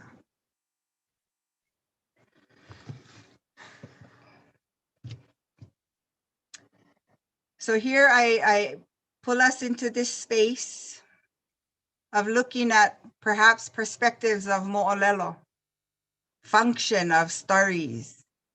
What do they do? What can they do? Beyond, and not even to me in my eyes, my perspective, not necessarily by any means entertainment, but rather that stories are things such as this that I list. Stories are maps. If anything, they get this particular story names one place, Paula, in the district of Kau. Stories can be and are maps. Stories are ike kupuna. They are passed down, right, from generation to the next. They're ancestral knowledge. They evoke imagery. Look at what we could see, what we see today. Perhaps those of you who are at the forest, go to the forest, frequent the forest, work there, love on place. We can see the Wiliwili in these forms. It can deepen our understanding. To our wonderful friends that teach us what deciduous, that was a new word for me, deciduous. I wanted to know, what is deciduous? Then I related right back to the mo'olelo. So maybe the mo'olelo was not telling us about 3 different trees or 3 different types. It was telling us about Wiliwili being a deciduous tree.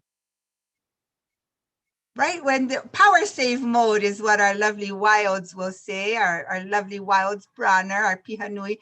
Power save mode, drop all the leaves. The ua come, the rain come, boom, she flushes out.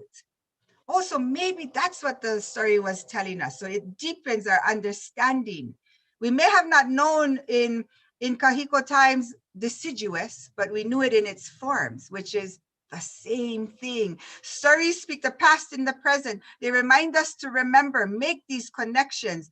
They impart values, morals. So if we looked at the lesson, temptation, perhaps that's one of the lessons that come out of this particular story. The many ways perhaps that we are tempted, enticed, care of siblings. Perhaps that's a value. Anyway, these are the functions of story. And my final thought on this is that stories are so meant to be told. All right. Whew.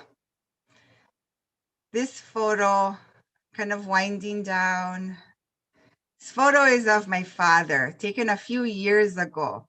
We took him out to our Aina Aloha, the beloved, our Aina Aloha, our beloved lands of Pu'uanahulu and Pu'ua'awa'a. And here we are. We have arrived at a particular place in Pu'ua'awa'a that is called Wiliwili Vai. And here is my dad. This was a picture that we had taken, and I can only imagine, right? What is he thinking? What could he be thinking?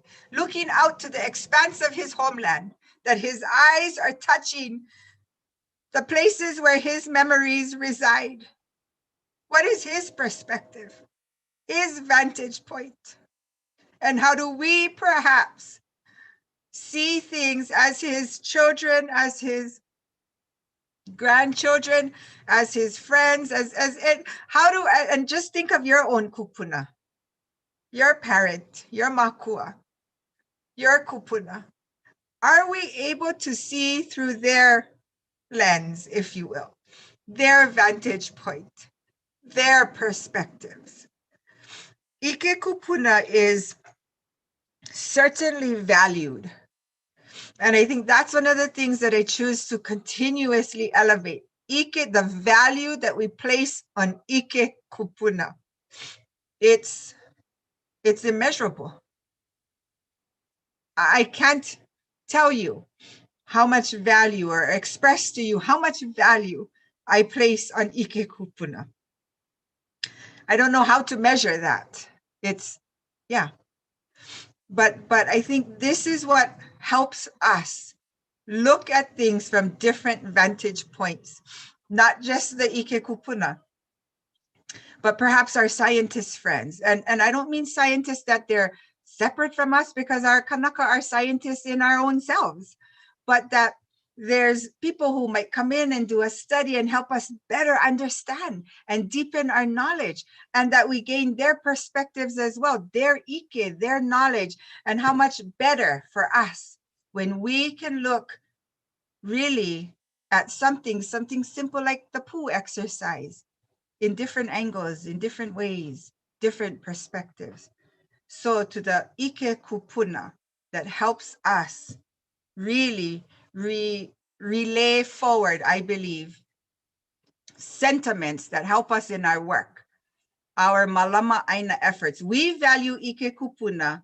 They value this landscape that sustained them, that they lived upon, that they thrived in. And I kind of think that's what we're almost trying to relearn or mimic, is this way of getting back to being thriving on the land. How our malama aina efforts, what you folks do at the dryland forest, what is done on Mauna Kea, what is done in every space, every community, that's what we value. We value our workings of malama and aloha aina. I bring this picture forward. It was after, of course, as you can see, obviously, one of our plantings up at Pu'uwa'awa'a, our lovely pu'u there. But this perspective that allows us perhaps to see beyond what we see presently, to see beyond what it is right now to what it can be, what it will be, the potential that it has to become what we envision, what we dream of, what we desire. So someday this very plot is going to look very different, and it'll be beautiful. Whatever chance I might have within my lifetime to continue to return to this spot and see it, a different vantage point, and how these things evolve and how these things help us in truly looking at what is our perspective. So with that, I really look at how does our perspectives affect and influence our malama aina efforts. Take a look at this photo. Again, I thank my cousin Lehua Kamaka. This is her photo. This is her hand. But if you look at it, things are revealed. Sometimes our perspective can change, can shift, and it's okay. It's pretty healthy sometimes. There are those things where you hold on to. Do not change your mind about. Hold on to those things. You kupa'a in those things that are not meant to change. But there are times and instances where the shifting, the change of mind, change of heart perhaps, or a different vantage point affords you to see things differently. Cousin Sandy could have stood at this pool and admired the reflection that she was seeing. What was reflected back? The trees. What was, but look at what happened. There was an action that happened. She decided to lift up her hand. So to me, that's metaphoric and literal. There's action that needs to happen. We don't just have a perspective and, oh, that's it. We just, noho malela, stay there. There's some action that's propelled because of our perspectives, of what we think. She decides to lift her hand that is going to create shade. And look at what happens. What is revealed is that this is in fact a vai opai. You see all the little opai ula? So sometimes the action that's required for us to have a different perspective, or even just it expands our perspectives. We now have multiple perspectives, not just one vantage point, but perhaps many, several vantage points. Then, to me, it's about the revelation, the aha moment, the connecting the dots, the wow moments. That is really beautiful. So, to all of our efforts of Malama Aina, anyone who's on staff, who volunteers, or even if you drive by and you lend a thought, you think of the dryland forest at Waikoloa or us at Kaupulehu or any place, all places, even if you lend a happy thought, that is beautiful. That is a perspective and a vantage point. So to kind of just circle back and really have us look at, ponder, ingest, digest, think about, consider. Where you sit determines what you see. What you see determines where you sit. To all of us. Mahalo nui, happy Aloha Friday, and eyala, ua ikea. Thank you, guys.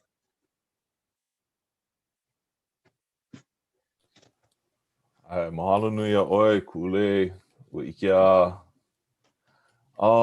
If you have a few minutes to stick around, let's see if our folks who have joined us today have any ninao. Hikino.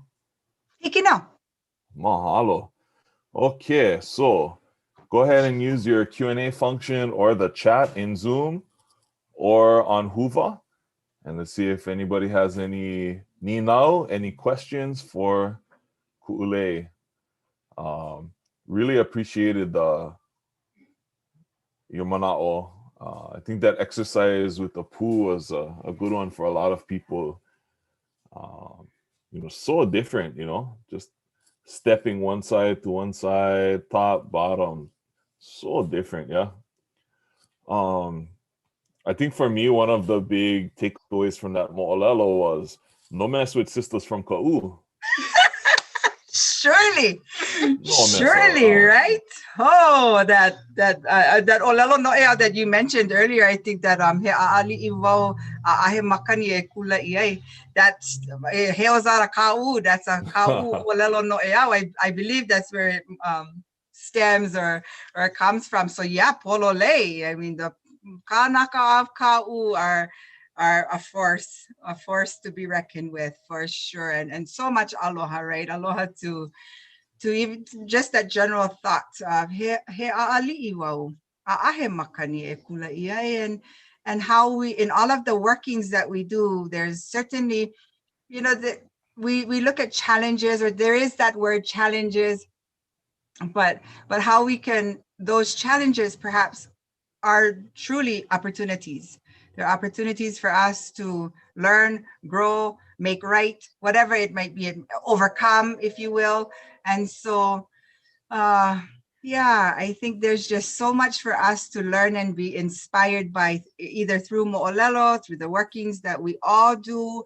And for sure, hard work. It is hana nui. When you huli kalima ilalo and you hana ika aina, I think that just too solidifies our connection to place, right? When your hands are in the soil or in the loko, and even better that you sometimes are able to, hopefully more than that, you can feed yourself by your actions of huli kahana ili or huli kalima ilalo, or any of the initiatives that we put forward and goals that we try to strive for and attain, that in that kind of when you get tired and you're like, oh, this is good kind tired, because I'm in Hananui today, we would make stone wall, or we ohi pa'akai, whatever it might be, that we are satisfied and we are so fulfilled by the hana that we do. But it all stems, I believe, from thought, from perspective, and the multiple advantages of how we can see things. But oh, I see some of our, hi Ui, oh, Sister Kala Okahaku. I see some of my dear Ohana on. But anyway, aohe pahani now, aalevau ike. Oh, I see Auntie Hannah. Aloha e makua ki halani. We do Anyway. have one now over in the Q&A tab. Anonymous attendee is asking, where did the Wiliwili mo'olelo come from?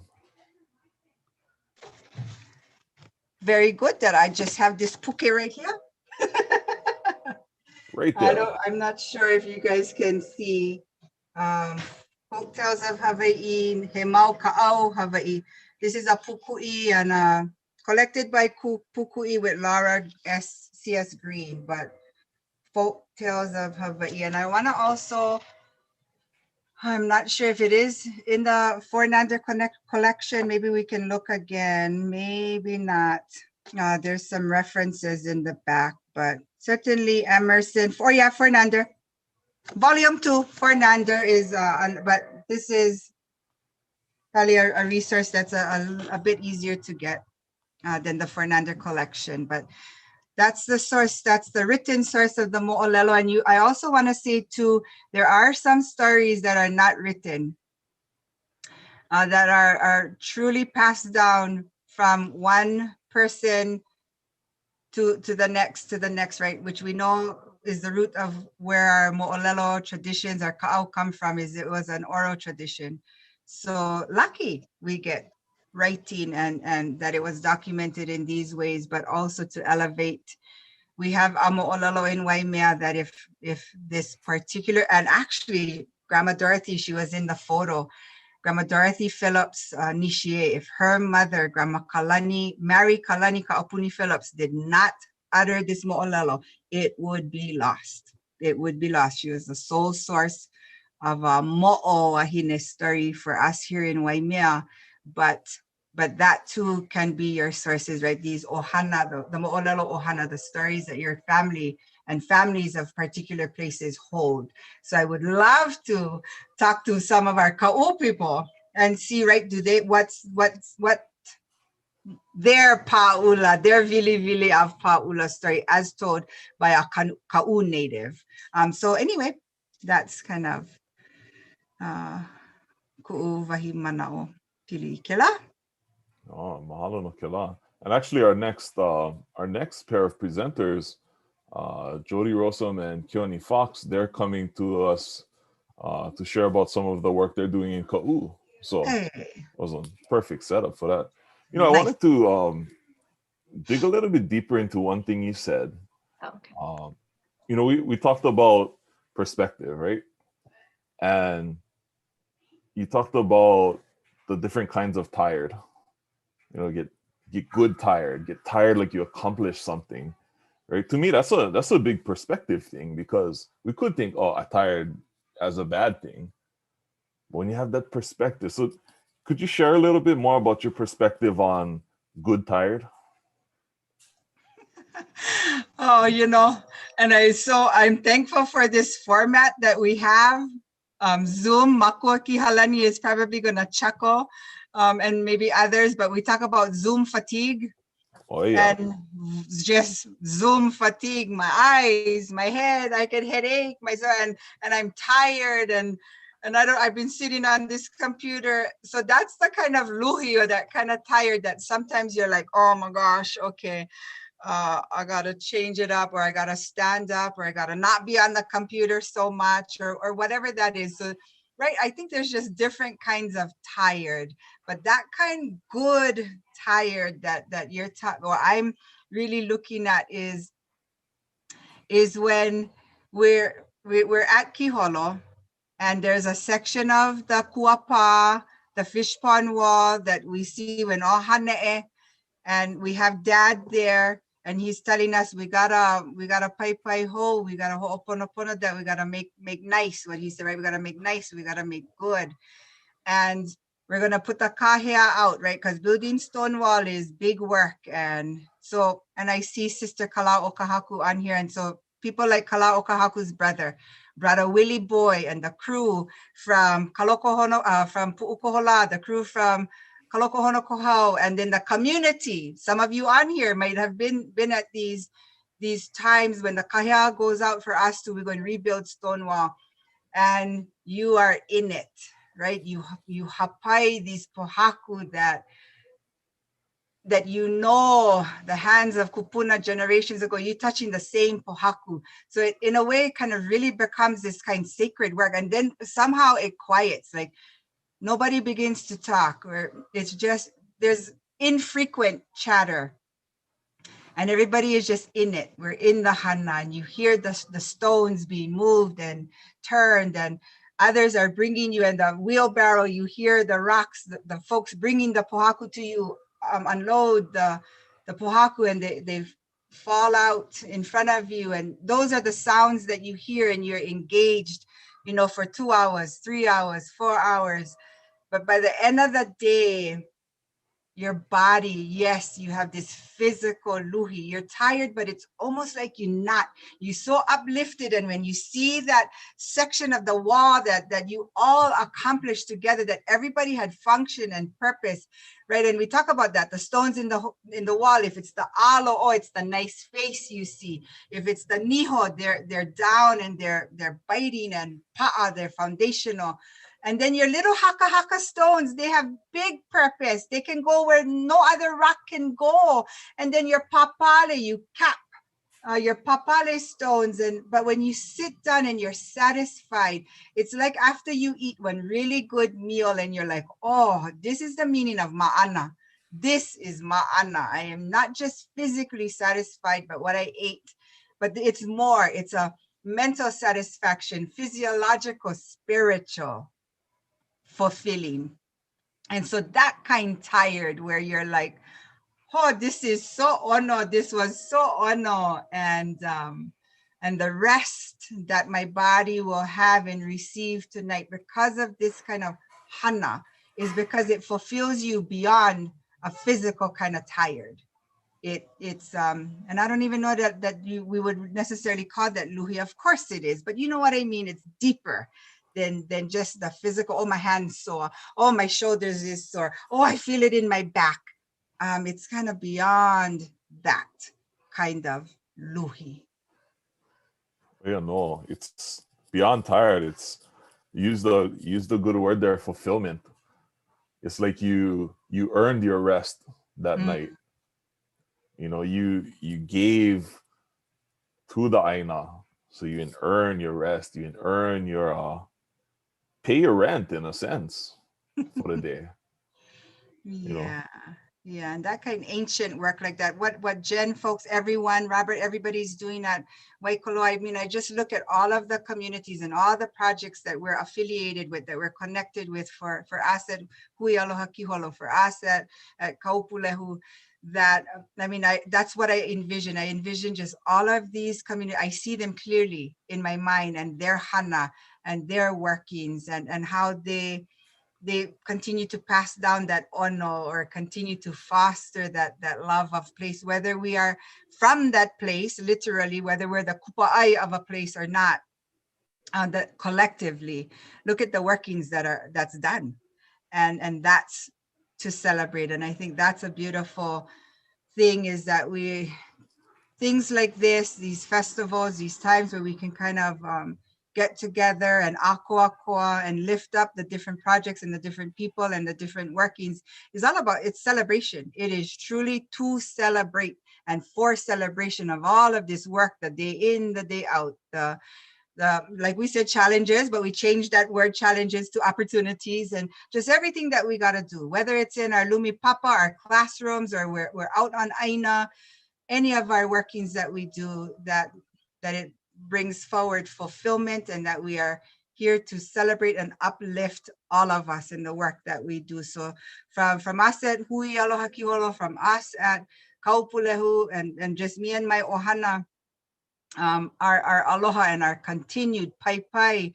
our encouragement, our celebrations to everyone. And for this, the host of our presentations today is the Waikoloa Dryland Initiative. So much just aloha, love on, and love to these places, spaces, and the kanaka associated with them. Oh, mahalo nui a oe. E ku'ulei no ka launa ana mai, ke ka ana ana mai. Appreciate all of your sharing and your spending your time with us this morning. And, you know, folks watching, you too can find that kind of fulfillment. Find some aina to work on. Find some aina. Huli kalima ilalo, Ku'ulei said. You take your hand turn it over and work. Yeah, huli kalima ilalo.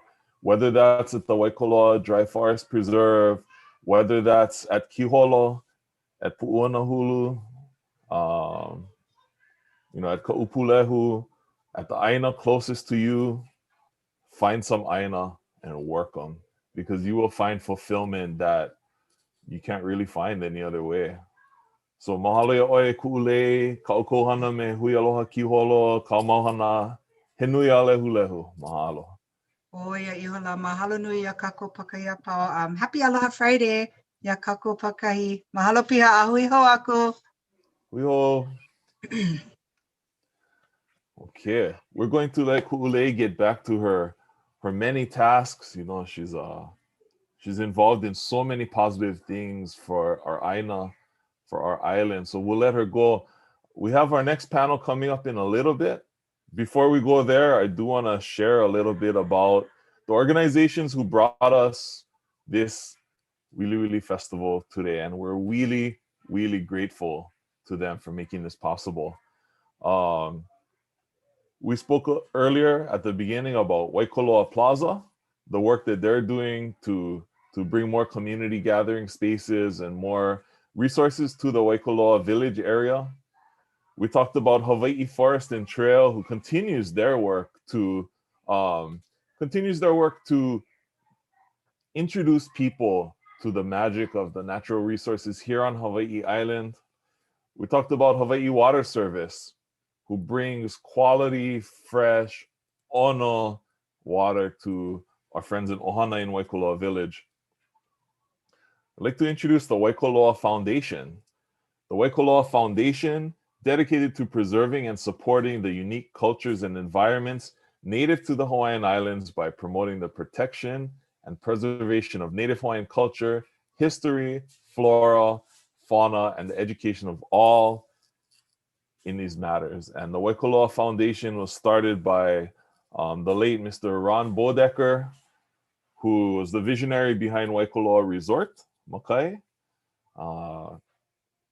Within the last few months, his Ohana, his daughter, Carrie Bodecker, and other friends in Ohana from the area relaunched the foundation with a new sharpened focus and new enthusiasm to make sure that the Waikoloa Resort area continues to build community, preserve resources, and give back to Hawaii Island. Also want to mahalo Hawaiian Ethos, cultivating the best medicine for the island of Hawaii. From their award-winning flower strains to their compostable packaging, every step of their process is built with their patients and the local environment in mind. Mahalo to Hawaiian Ethos. The Hilton Waikoloa Village. We all know and love the Hilton Waikoloa Village, nestled among the swaying palms, overlooking glistening blue Waiulua Bay. The award-winning Hilton Waikoloa Village, 62 acres down at Waikoloa Resort. If you go down there and you look up, you can see the slopes, you can see the dry forest, you can see the enormity of the work left to do of the Waikoloa Dry Forest Initiative. We're so thankful that the initiative has been able to protect the land that they have, and there's still so much more to do. Yeah. So mahalo to Hilton Waikoloa Village for supporting this. Also, Forest Solutions. Forest Solutions, for 23 years, they've provided large-scale land management services in Hawaii, offering a broad suite of services within a single organization: invasive weed management, forest inventory, vegetation assessments, management plan writing, harvest planning, all supported by advanced technology, GIS, spatial modeling, timber inventories, all that stuff. Mahalo nui to Forest Solutions for supporting the work of the Waikoloa Dry Forest Initiative. First Hawaiian Bank, where it all starts with yes. It's a promise to customers that First Hawaiian Bank will go beyond the immediate problem to provide solutions that can make a difference in their customers' life. Mahalo to First Hawaiian Bank. And finally, to NG Hawaii. NG Hawaii is the local arm of a global community committed to addressing the common challenges that islands face when it comes to energy, low carbon power generation, integrated infrastructure, and providing efficient services adapted to every kind of customer. NG is working with Hawaiian Electric to develop some solar energy in the area, Mauka of Puako, Makai of Waikoloa, solar energy plus battery storage that will give clean energy 24/7. You can find out more at nghawaii.com or puakosolar.com. Mahalo to NG Hawaii for supporting the Waikoloa Dry Forest Initiative, as well as the Wiliwili Festival. Whew. Also want to remind everybody, we have our exhibitors in the exhibit hall. We have one more session before we break for lunch and exhibitions. Encourage everybody to check out the exhibition hall then. And we also have our silent auction. So please do check out our silent auction. Amazing stuff. Please beat me there. I'm definitely going to check that out and bid it up. So with that being said, it is now 11 o'clock and we are ready to move on to our next session. We have Jody Rosum and Keone Fox joining us from down south in Ka'u. They're going to talk about their efforts to protect the coastal and lowland cultural resources, plant communities, and trail systems of Ka'u.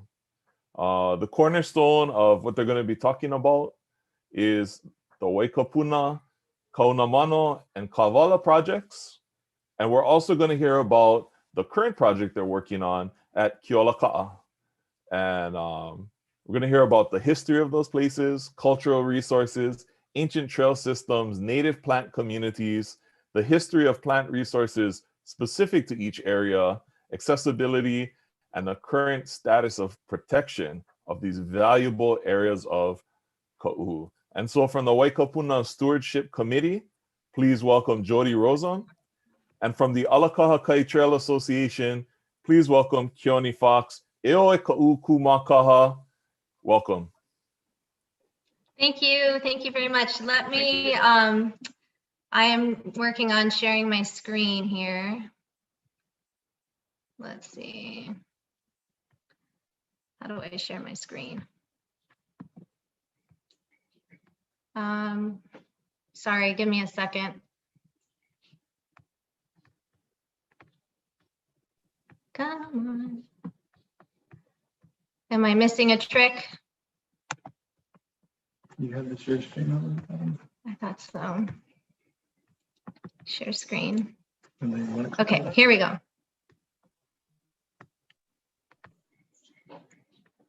Okay, let me hide us here. Thank you everybody for having us. We're excited to talk at the Wiliwili Festival.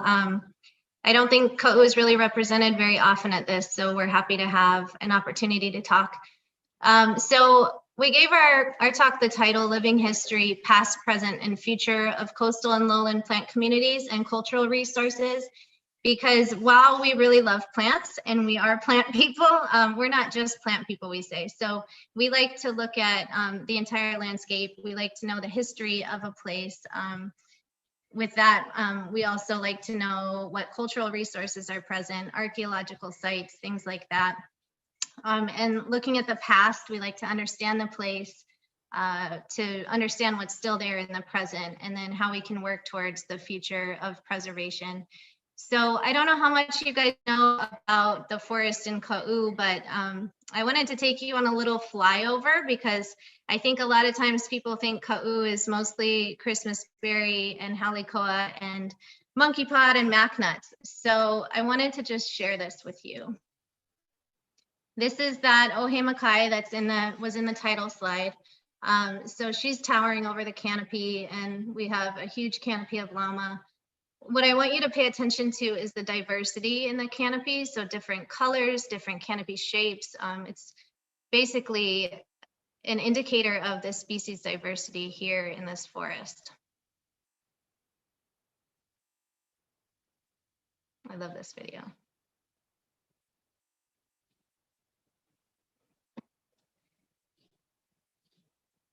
So we were actually hiking in this forest when Jen contacted someone we were out there with and said, hey, do you know anybody to talk at the Wiliwili Fest? And at that moment, we were doing this, found a nice Wiliwili Grove, a really beautiful forest. So that's how we got here today.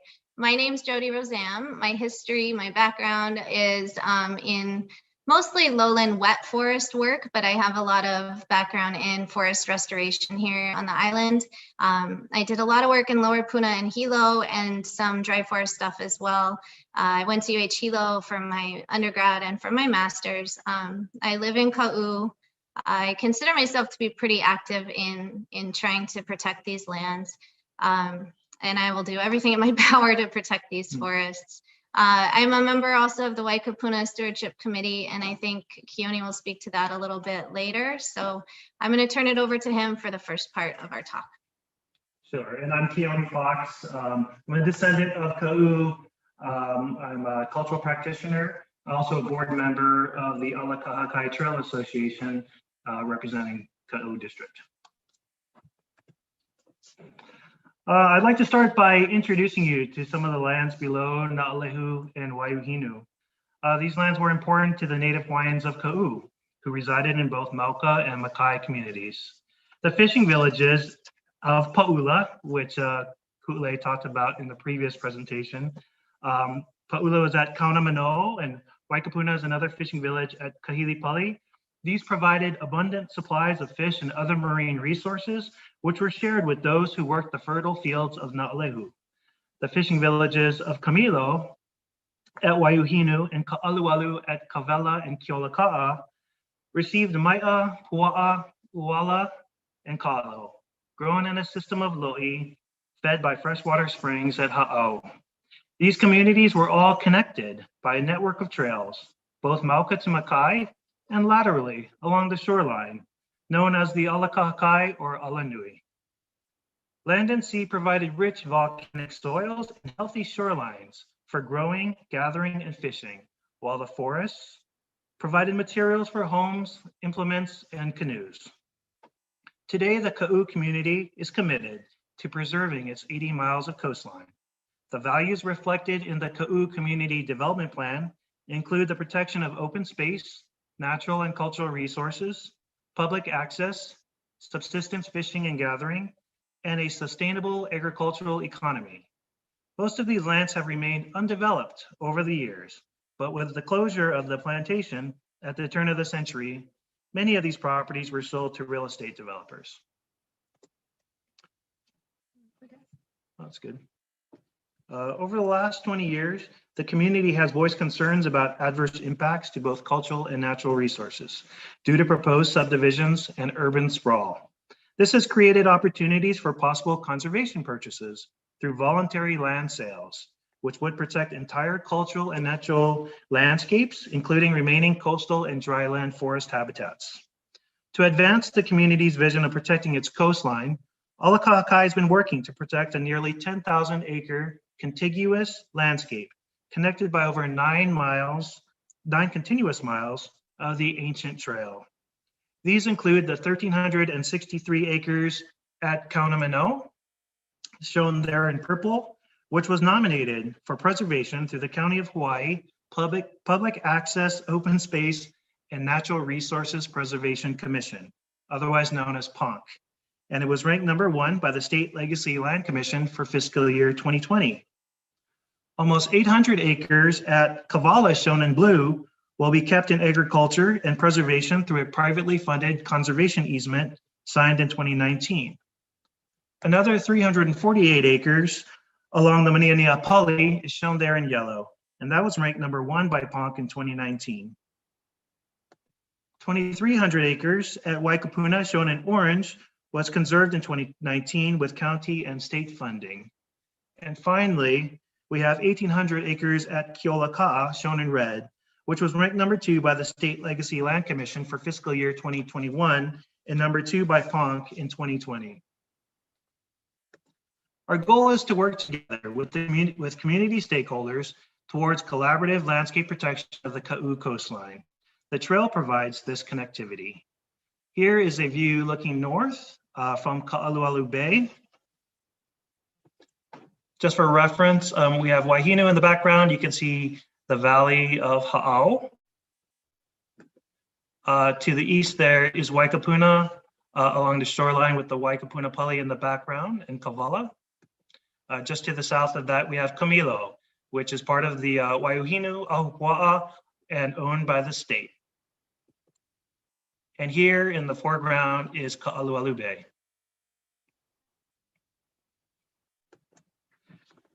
These properties include extensive remains of ancient settlements along the coastline, which extended Mauka, where rainfall and soil deposits allowed for agricultural activities. In some areas, such as the fishing village of Pa'ula at Kaunamano, native vegetation has reclaimed some of the trails and habitation sites. Mauka to Makai trails can be found leading up towards dryland forests. As mentioned, the dryland forest provided valuable materials for Native Hawaiians.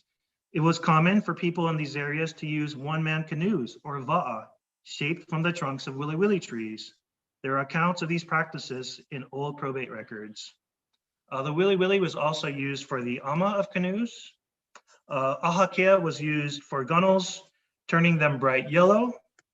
We also used uhaloa and akoko in paint and dyes. And kukui was also used in the hulls and waterproofing of the canoe. Kaunamano is an ahupua'a which is rich in cultural resources. The name means where thousands are settled, and it speaks of the many Hawaiians that once lived there. While the land lacks surface streams, it has abundant underwater springs, or punavai, where water is collected from subterranean lava tubes. This property includes over 4 miles of coastline, and according to family accounts, wiliwili trees once dominated the landscape. Today, the remains of tree trunks can be found at several lava tube entrances. Here's a photo of one of the several petroglyph panels on the property and the historic railroad which connected the sugar mill, Hutchinson Sugar Mill in Naalehu, and the wharf at Onoapo. In 2006, the new owners for Kaunamano submitted a proposed plan for a 46-lot subdivision. This development is currently on hold, pending the filing of a special management area assessment application. But of course, we're hoping to proceed with a preservation purchase. Here's a photo of the once famous cave Puhiula, which was visited and used for shelter by Auntie Mary Kavenapukui, the revered Hawaiian historian. As a young girl, she would collect pa'akai and dry fish down at Pa'ula with her grandmother, Nali'i Poai Moku. This cave is also named after its guardian, the Kia'i Puhiula, or the red eel. It is also the scene of the famous legend, which Ku'ulei described with great detail, the Wiliwili Sisters of Pa'ula. For those of you who did not attend Ku'ulei's presentation, I'll just give you a brief summary. But in old times, Pa'ula was known to have sirens who sang songs enchanting men of the village to the ocean depths. And Mohalani, the most beautiful of 4 sisters, lost her husband, who was tempted by these sirens. And she asked for help from each of her sisters, Wiliwili Ohe Ohe, Wiliwili Pe'a Pe'a, and Wiliwili Kuapu'u, but none would help. So her son Kawila, who was a kupua, or a supernatural being, shapeshifter, he turned himself into a bolt of lightning, and he attacked the sirens, turning them into mackerel and thereby releasing his father. And because of the 3 sisters' unkindness, they were turned into wiliwili trees. As Ku'ulei explained before, they weren't very beautiful. Wili Ohe Ohe, the bald one, became a tree with no leaves. And Wili Pe'a Pe'a, the one with tangled, messy hair, became a tree with leaves that were fluttering in the wind. And Wiliwili Kuapu'u was the hunchbacked one, and she became a tree with a crooked trunk. And it is said that these 3 trees guarded the 3 entrances into the Puhi'ula cave. This is a photo of the ankyline pond found within Puhi'ula. It is rock lined. There's steps which allow for entry into the waters, and it's filled with opai ula. And it is said that these opai are actually protected and guarded by the Puhi'ula. Waikapuna is a property that was protected by the community in 2019. It was once threatened with the development of a spaceport or a commercial rocket launching pad, and in more recent times, a 100-lot subdivision. Today, it is now preserved for perpetuity. We have preserved the ancient fishing village, extensive coastal habitat, and pockets of dryland forest. Here's a photo of the Wiliwili trees at Waikapuna. There are 6 Wiliwili tree groves, which have survived many years of goat herding, cattle grazing, land clearing, and wildfires. All of these remaining Wiliwili are growing on a scarp. It provides protection from ungulates and forms a natural fire break. And now I will turn the presentation over to my colleague, Jody. Thank you. So it's, it's really hard finding pictures that underscore how incredible these places are. For reference, this Waikapuna is right below Naalehu, where the market used to be, below Hanaho, if you know where that is. And so it's, it's ranch land, it's invasive species, and then you find these pockets of really nice dryland forest, and in this case, Wiliwili. And Keone highlighted that they're kind of protected by the scarp, by the a'a, and I can get into that a little bit later, but we're finding out that that seems to be one of the most important natural ways of preservation for some of these forests and some of these populations. So Keone talked about up here, Kaunamano, moving south towards Kalai, Kavala, Manaka'a. This is Waikapuna here, so below Naalehu town. And I'm gonna focus on the red, so Kealaka'a. Actually, we're sitting like right here in Kealaka'a. So it's right down the road. And what I want you to pay attention to is the shape of it. If you notice all the way down at the bottom point, that goes into Ka'alawalu Bay, which in itself, I think should be enough for preservation. But just keep in mind how much land extends Malka from the bay. So if we were at that bay on a boat looking Malka, this is what we would see looking up at Kealaka'a. For reference, over here was Waikapuna, and Waihinu's right up here. So this is Ka'alawalu Bay. Ka'alawalu means wrinkled, and so it said that from a boat, the fissures in the rocks look like wrinkles at Ka'alawalu. It's a major bay in Ka'u. It was one of the few protected bays in Ka'u at all. It served as the major port for Waiuhinu and for the Hutchinson sugar plantation that was in Naalehu. So it had a lot of action. Just looking at the picture right now, you wouldn't really get a grasp on just how significant this harbor, this natural harbor was. But if you look around and if you look closer, you start to see relics of the importance of the bay. So the story of Ka'alawalu, first it was a fishing village, a natural canoe landing, and then, excuse me, it became a stopping place for sailing ships and later on steamships. And I think mainly because of water. Back in here in the inside of the bay, there's a lot of fresh water inputs in here, aside from the fact that it was a natural harbor. And into the mid 19th century, it became a regular stop for the steamships. So it saw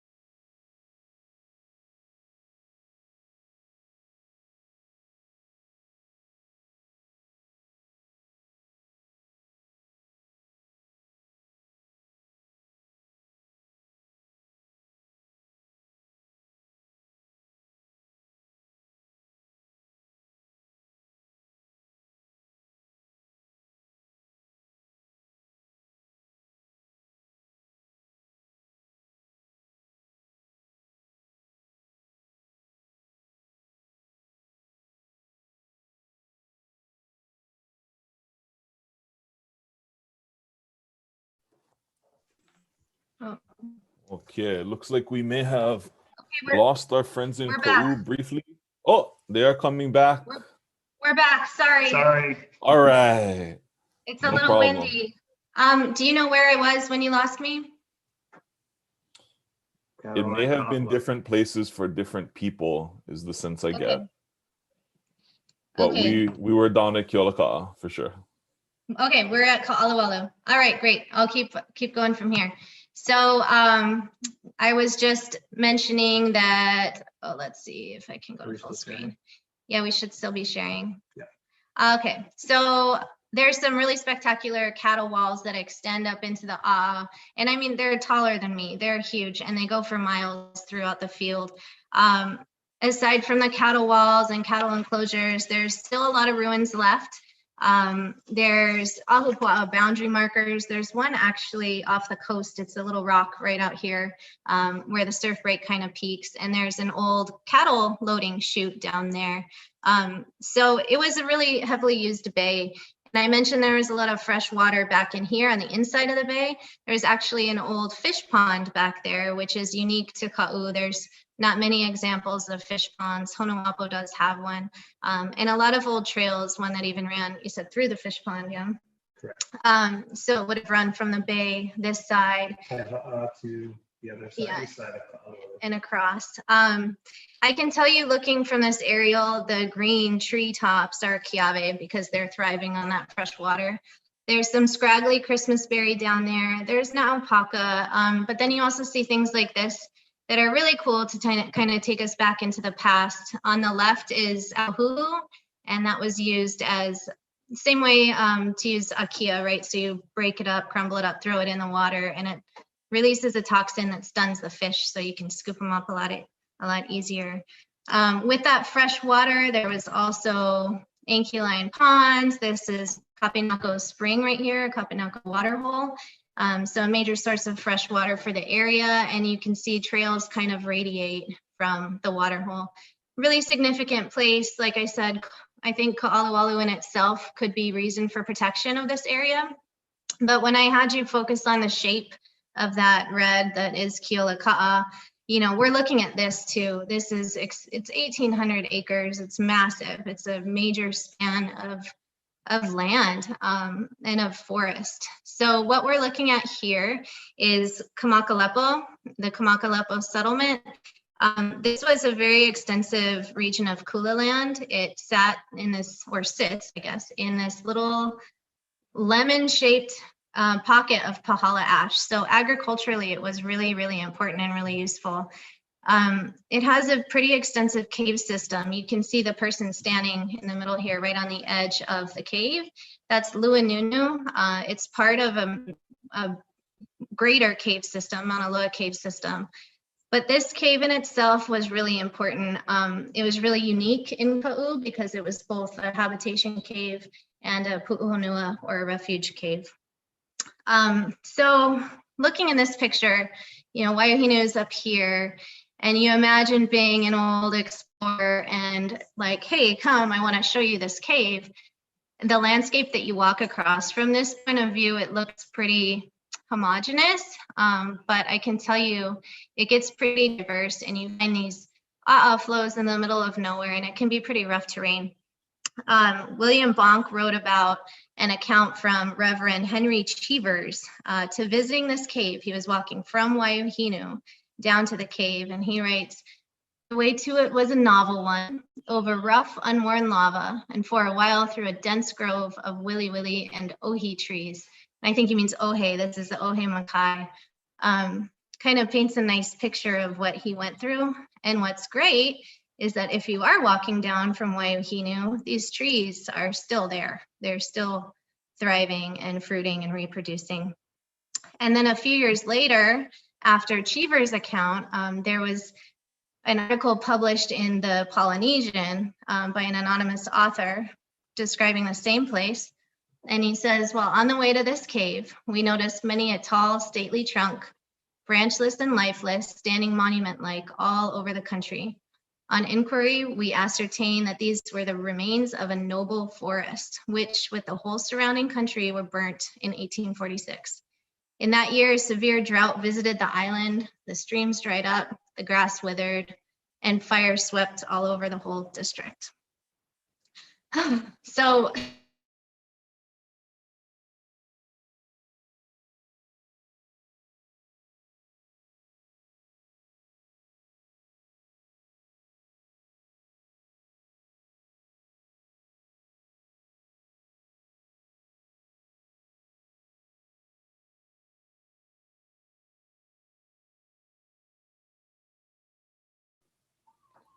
Looks like we may have lost our friends in Ka'u for just a moment, and hopefully they will be right back up.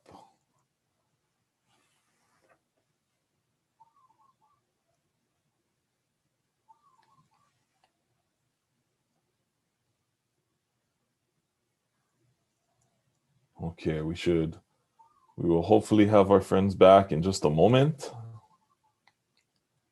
Mahalo nui to everybody again for joining us at the Wiliwili Festival. Okay, we're back. Sorry. Okay, they are back. Sorry, it's unusually windy today in Ka'u. Yeah, I think the No wind worries. is blowing my dish around. Okay, so what I was saying was back to this picture. We, we're not sure about these trunks. We have a lot of speculation, and I'd really love to talk and pick someone's brain about these. We're actually trying to get them ID'd. So if you know the contact number to someone who specializes in IDing wood, I've got a piece of one of these guys that I really like to get ID'd. But yeah, they tell their own story. It's pretty incredible. We all know this map, I think, but just to highlight, I wanted it in here to highlight the extensive dryland forest that used to be.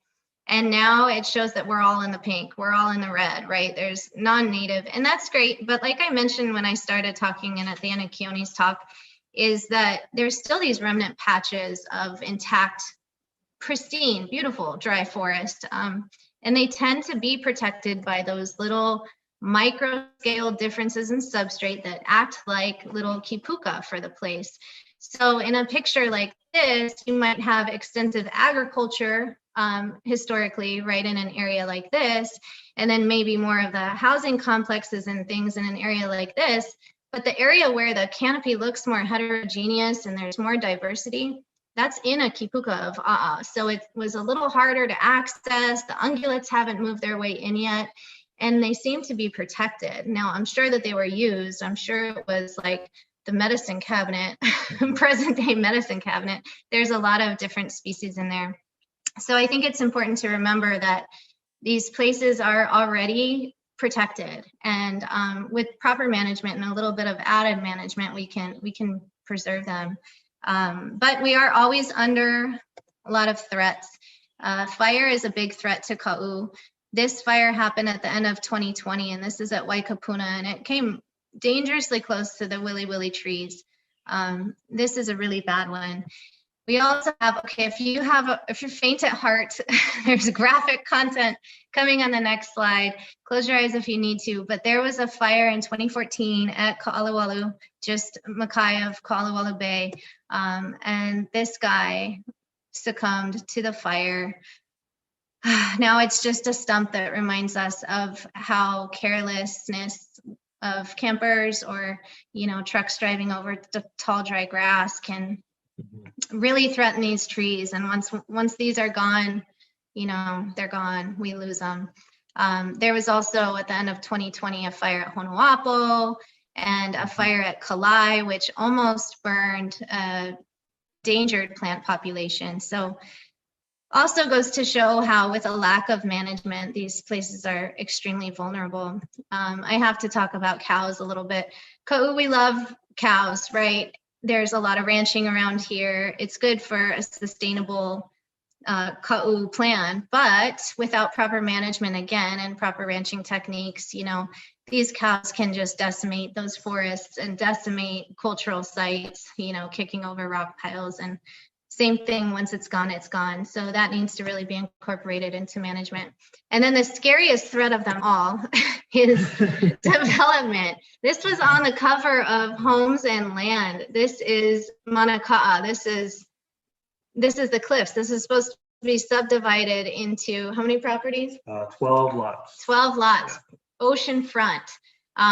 So you can tell it's beautiful, beautiful view, not much of an ocean entry, but this is what we're up against. And this is why we're working so hard, because it's imminent. If the funds can't be raised, this is where our lands are going to go. Okay, this is kind of a downer. So I want to perk you all back up and show you pretty plants. Like I said, the forest is still there, and it needs a little bit of work, but it's still there. We have kulu'i that we found actually just the other day, a whole bunch of them. They're beautiful. We have how, which I really would love to talk to somebody that's a master how expert, because I think it should be on the endangered species list. We talk about that all the time. There's actually quite a bit of how down here. Unfortunately, there's actually quite a bit of dead how down here. And we don't know why they died, if it's a drought thing, if it's a longevity thing, but there is still a lot of really beautiful, really large how. Of course, the token Wiliwili trees. And these guys, we see seeds on the ground, we see natural regeneration, different cohorts, so they're doing pretty well. We found Mamane at what we thought was very low elevation the other day. There's Ahakea, Ohe Makai, llama forests that are the biggest llama I've ever encountered. And Alahe'e, there's regeneration. That's the main point. There's a lot of regeneration. From a management standpoint, I don't think it would be too much work, to keep these forests reproducing and regenerating on their own. There's not a whole lot of weeds in the understory. It's just taking care of these trees and getting some of the specific ones like how to keep seeding and reproducing. There's also some endangered species in the area and critical habitat for others that are listed. So just goes to show how much this area really needs some love. So with that, I'm going to turn it back over to Keone for the last bit of the talk. Okay. So Alakahakai's goal is to connect our communities with the trail through preservation and community-based management. Protection of Waikapuna, which you see here, and the surrounding properties will not only preserve Ka'u's rich cultural and natural heritage, it will also empower the community to manage its own lands and resources according to Ka'u's values. Now, once a community management plan is completed, we hope to work with the community to malama pockets of dryland forest. This may require fencing to exclude grazing cattle, weed control, or outplanting. You want to get this? It's not a hand raise. We'll get the questions at the end. Next. Oh, sorry. There we go. Partnerships are also important for Alakakai. Partnerships with other community organizations like the Hawaii Wildlife Fund, the Nature Conservancy, and Native Hawaiian organizations will allow for proper stewardship of sensitive cultural and natural resources, such as anchialine pools, rare and endangered dryland plant species, and historical sites. And finally, in closing, there are few opportunities remaining for large-scale collaborative landscape protection. Through these conservation purchases and a commitment to community-based management and stewardship, we can honor the legacy of our kupuna by protecting these lands that have been passed down to us and saving them for the generations to follow. All right, with that, I'll stop sharing and I can go to the main screen. All right. Awesome. Mahalo nui, Jody and Keone. Can you stick around a few minutes? Yeah, Sure. for sure. Questions? Hopefully. Yeah, awesome. Yeah, hopefully. We shall see. So everybody, go ahead and throw your questions into the chat or into the Q&A. I'll be watching out for those. One thing that you mentioned really hit home was the danger of fire. right, to our native dry forests. And yesterday, in the Ka'upulehu area, there was a forest, and I don't have all the details. It doesn't look like it threatened um, any native dry forest areas, but it's a good reminder of how easily this stuff can happen. So we gotta make sure we malama our forests by growing them. A strong growing forest is more resilient than a less developed forest. So all this stuff is important, not just for the forest, but for all of us.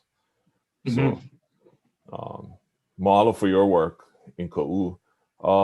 Naomi asks she would love contact info for both of you. Oh, and then thank you, Jen. Jen just put it into the chat, so folks can email you guys.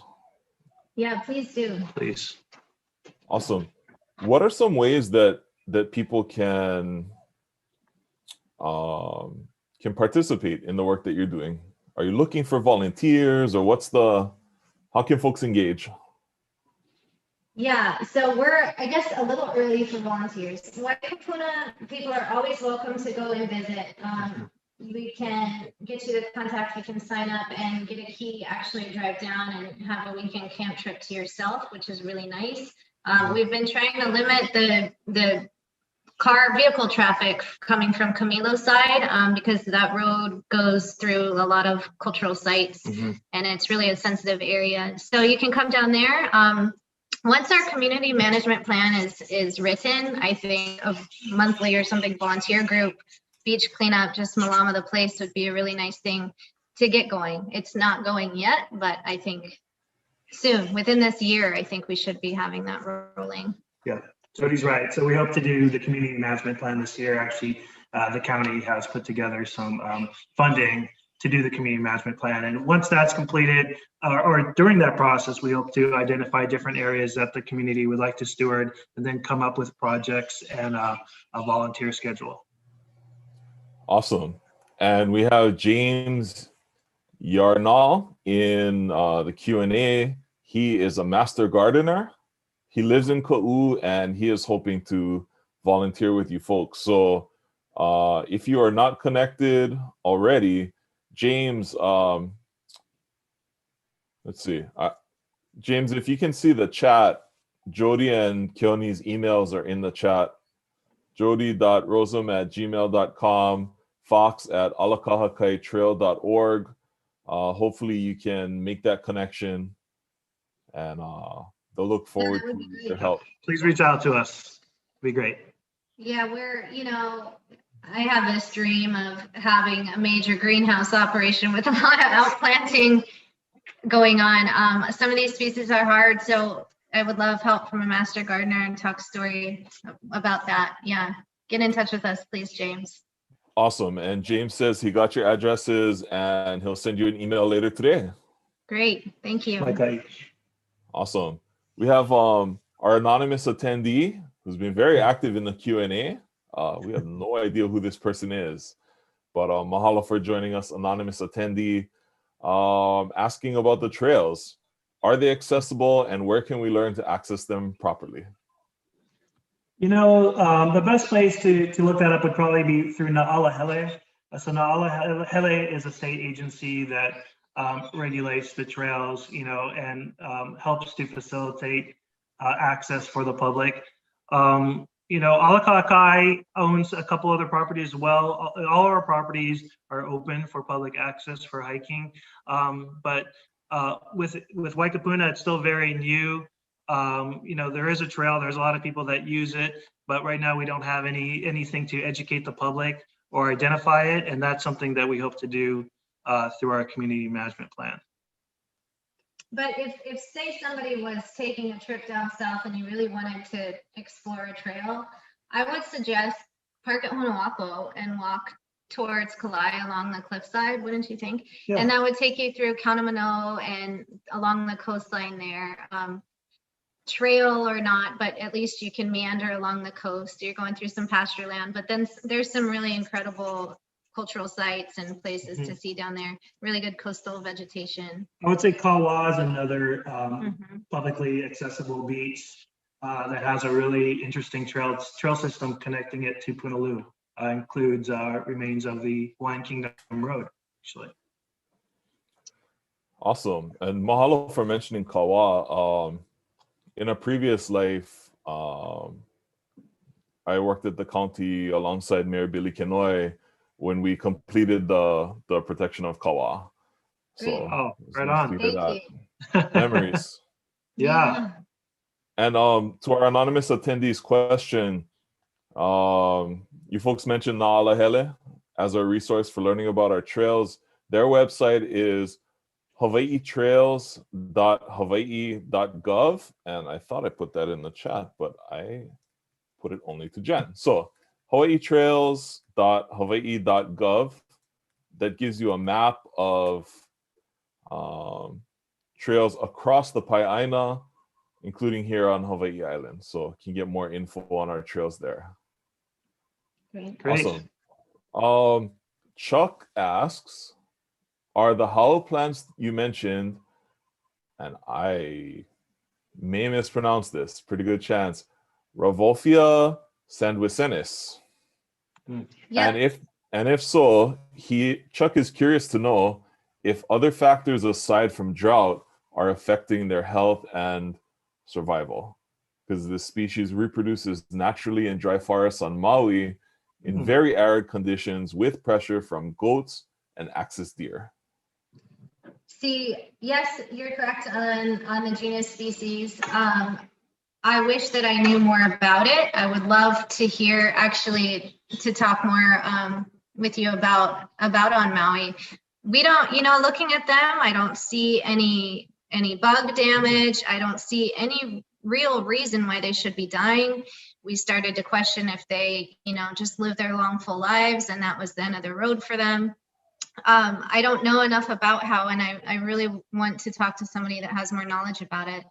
So if we could connect, that would be really great. And some of those big stumps, we're suspect that those were old how, and they're massive. The massive stumps in the lava flow.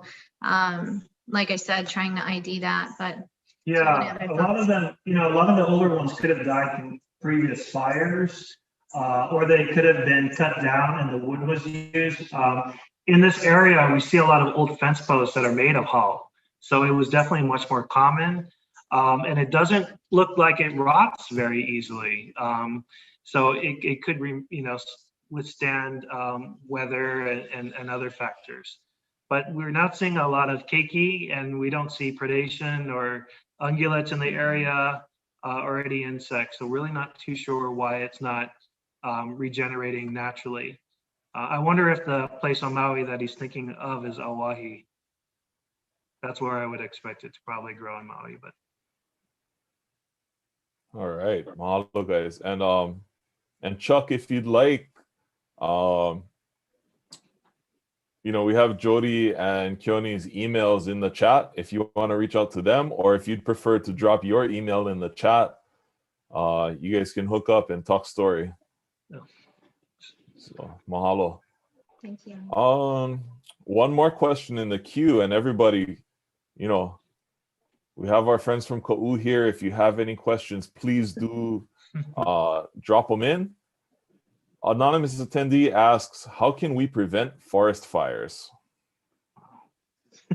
Down in Ka'u, well, so unfortunately, a lot of the ones that I talked about in the pictures are started from careless camping, right? So the main take home is make sure that campfire, there's his contact. Thanks, Chuck. Make sure your campfire is put out, right? And make sure that if you're driving over tall grass with your truck, that maybe you give it time to cool. Ka'u saw at the beginning of COVID quarantine time and right in the middle of it, some serious pressure, because when all the county and state parks were closed, we stay open, the beach is open. And so everybody was coming down here. And while Ka'u is so big and there's a lot of places to go, the INA can't really support all of that. So that's when we started, when all the our brain started buzzing like, oh, it's a little too much and I don't think she likes it, that's when the fire started. So one big thing is, you know, just be smart about it, be thoughtful about it. I know it's hard if you drive from Hilo or Kona to go camp Ka'u and take half your day to drive down there, but if the campsites are overloaded, maybe try and go somewhere else, and just be smart about where you're at and put your fires out. It's a big one. Yeah, I also want to mention that a lot of the fires, it's difficult to stop them because of fuel load. And on the properties that we're able to preserve, we are obligated to do a fire management plan. I really like the stuff that's been distributed by the Hawaii Wildfire Management Organization. I did attend one of their conferences a couple of years ago, and you know, making fire breaks, keeping fuel loads down, having water sources nearby, actually submitting a fire management plan to the fire department. Those are all important, and those are things that we hope to do as part of our management. The Waikapuna property, we do have a couple lessees that lease the property for cattle ranching.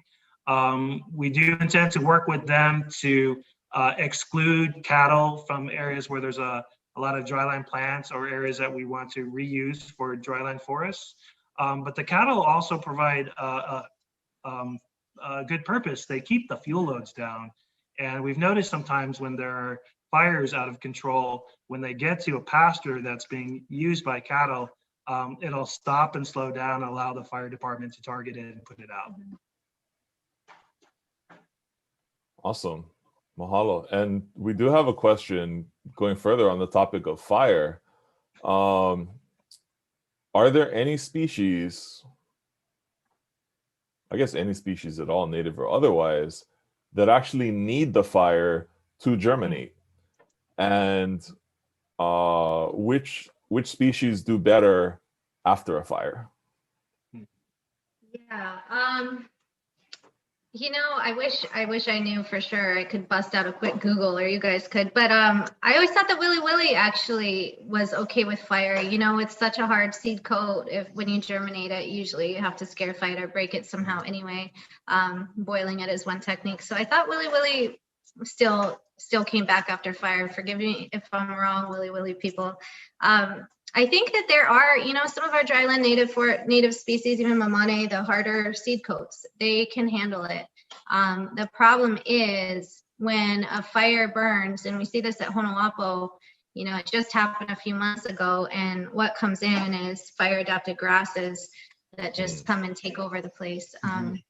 So that's a major issue with management, is if it gets clear cut or clear burned from a fire, a lot is going to go into removing the grass and trying to reestablish like those canopy style species. Yeah, it also really contributes to erosion too. I noticed that a lot of times the soil seems a little bit lighter, right? Maybe because of the loss of root systems. But if there's a heavy rain that follows a fire, a lot of times we see a lot of erosion here. Mm-hmm.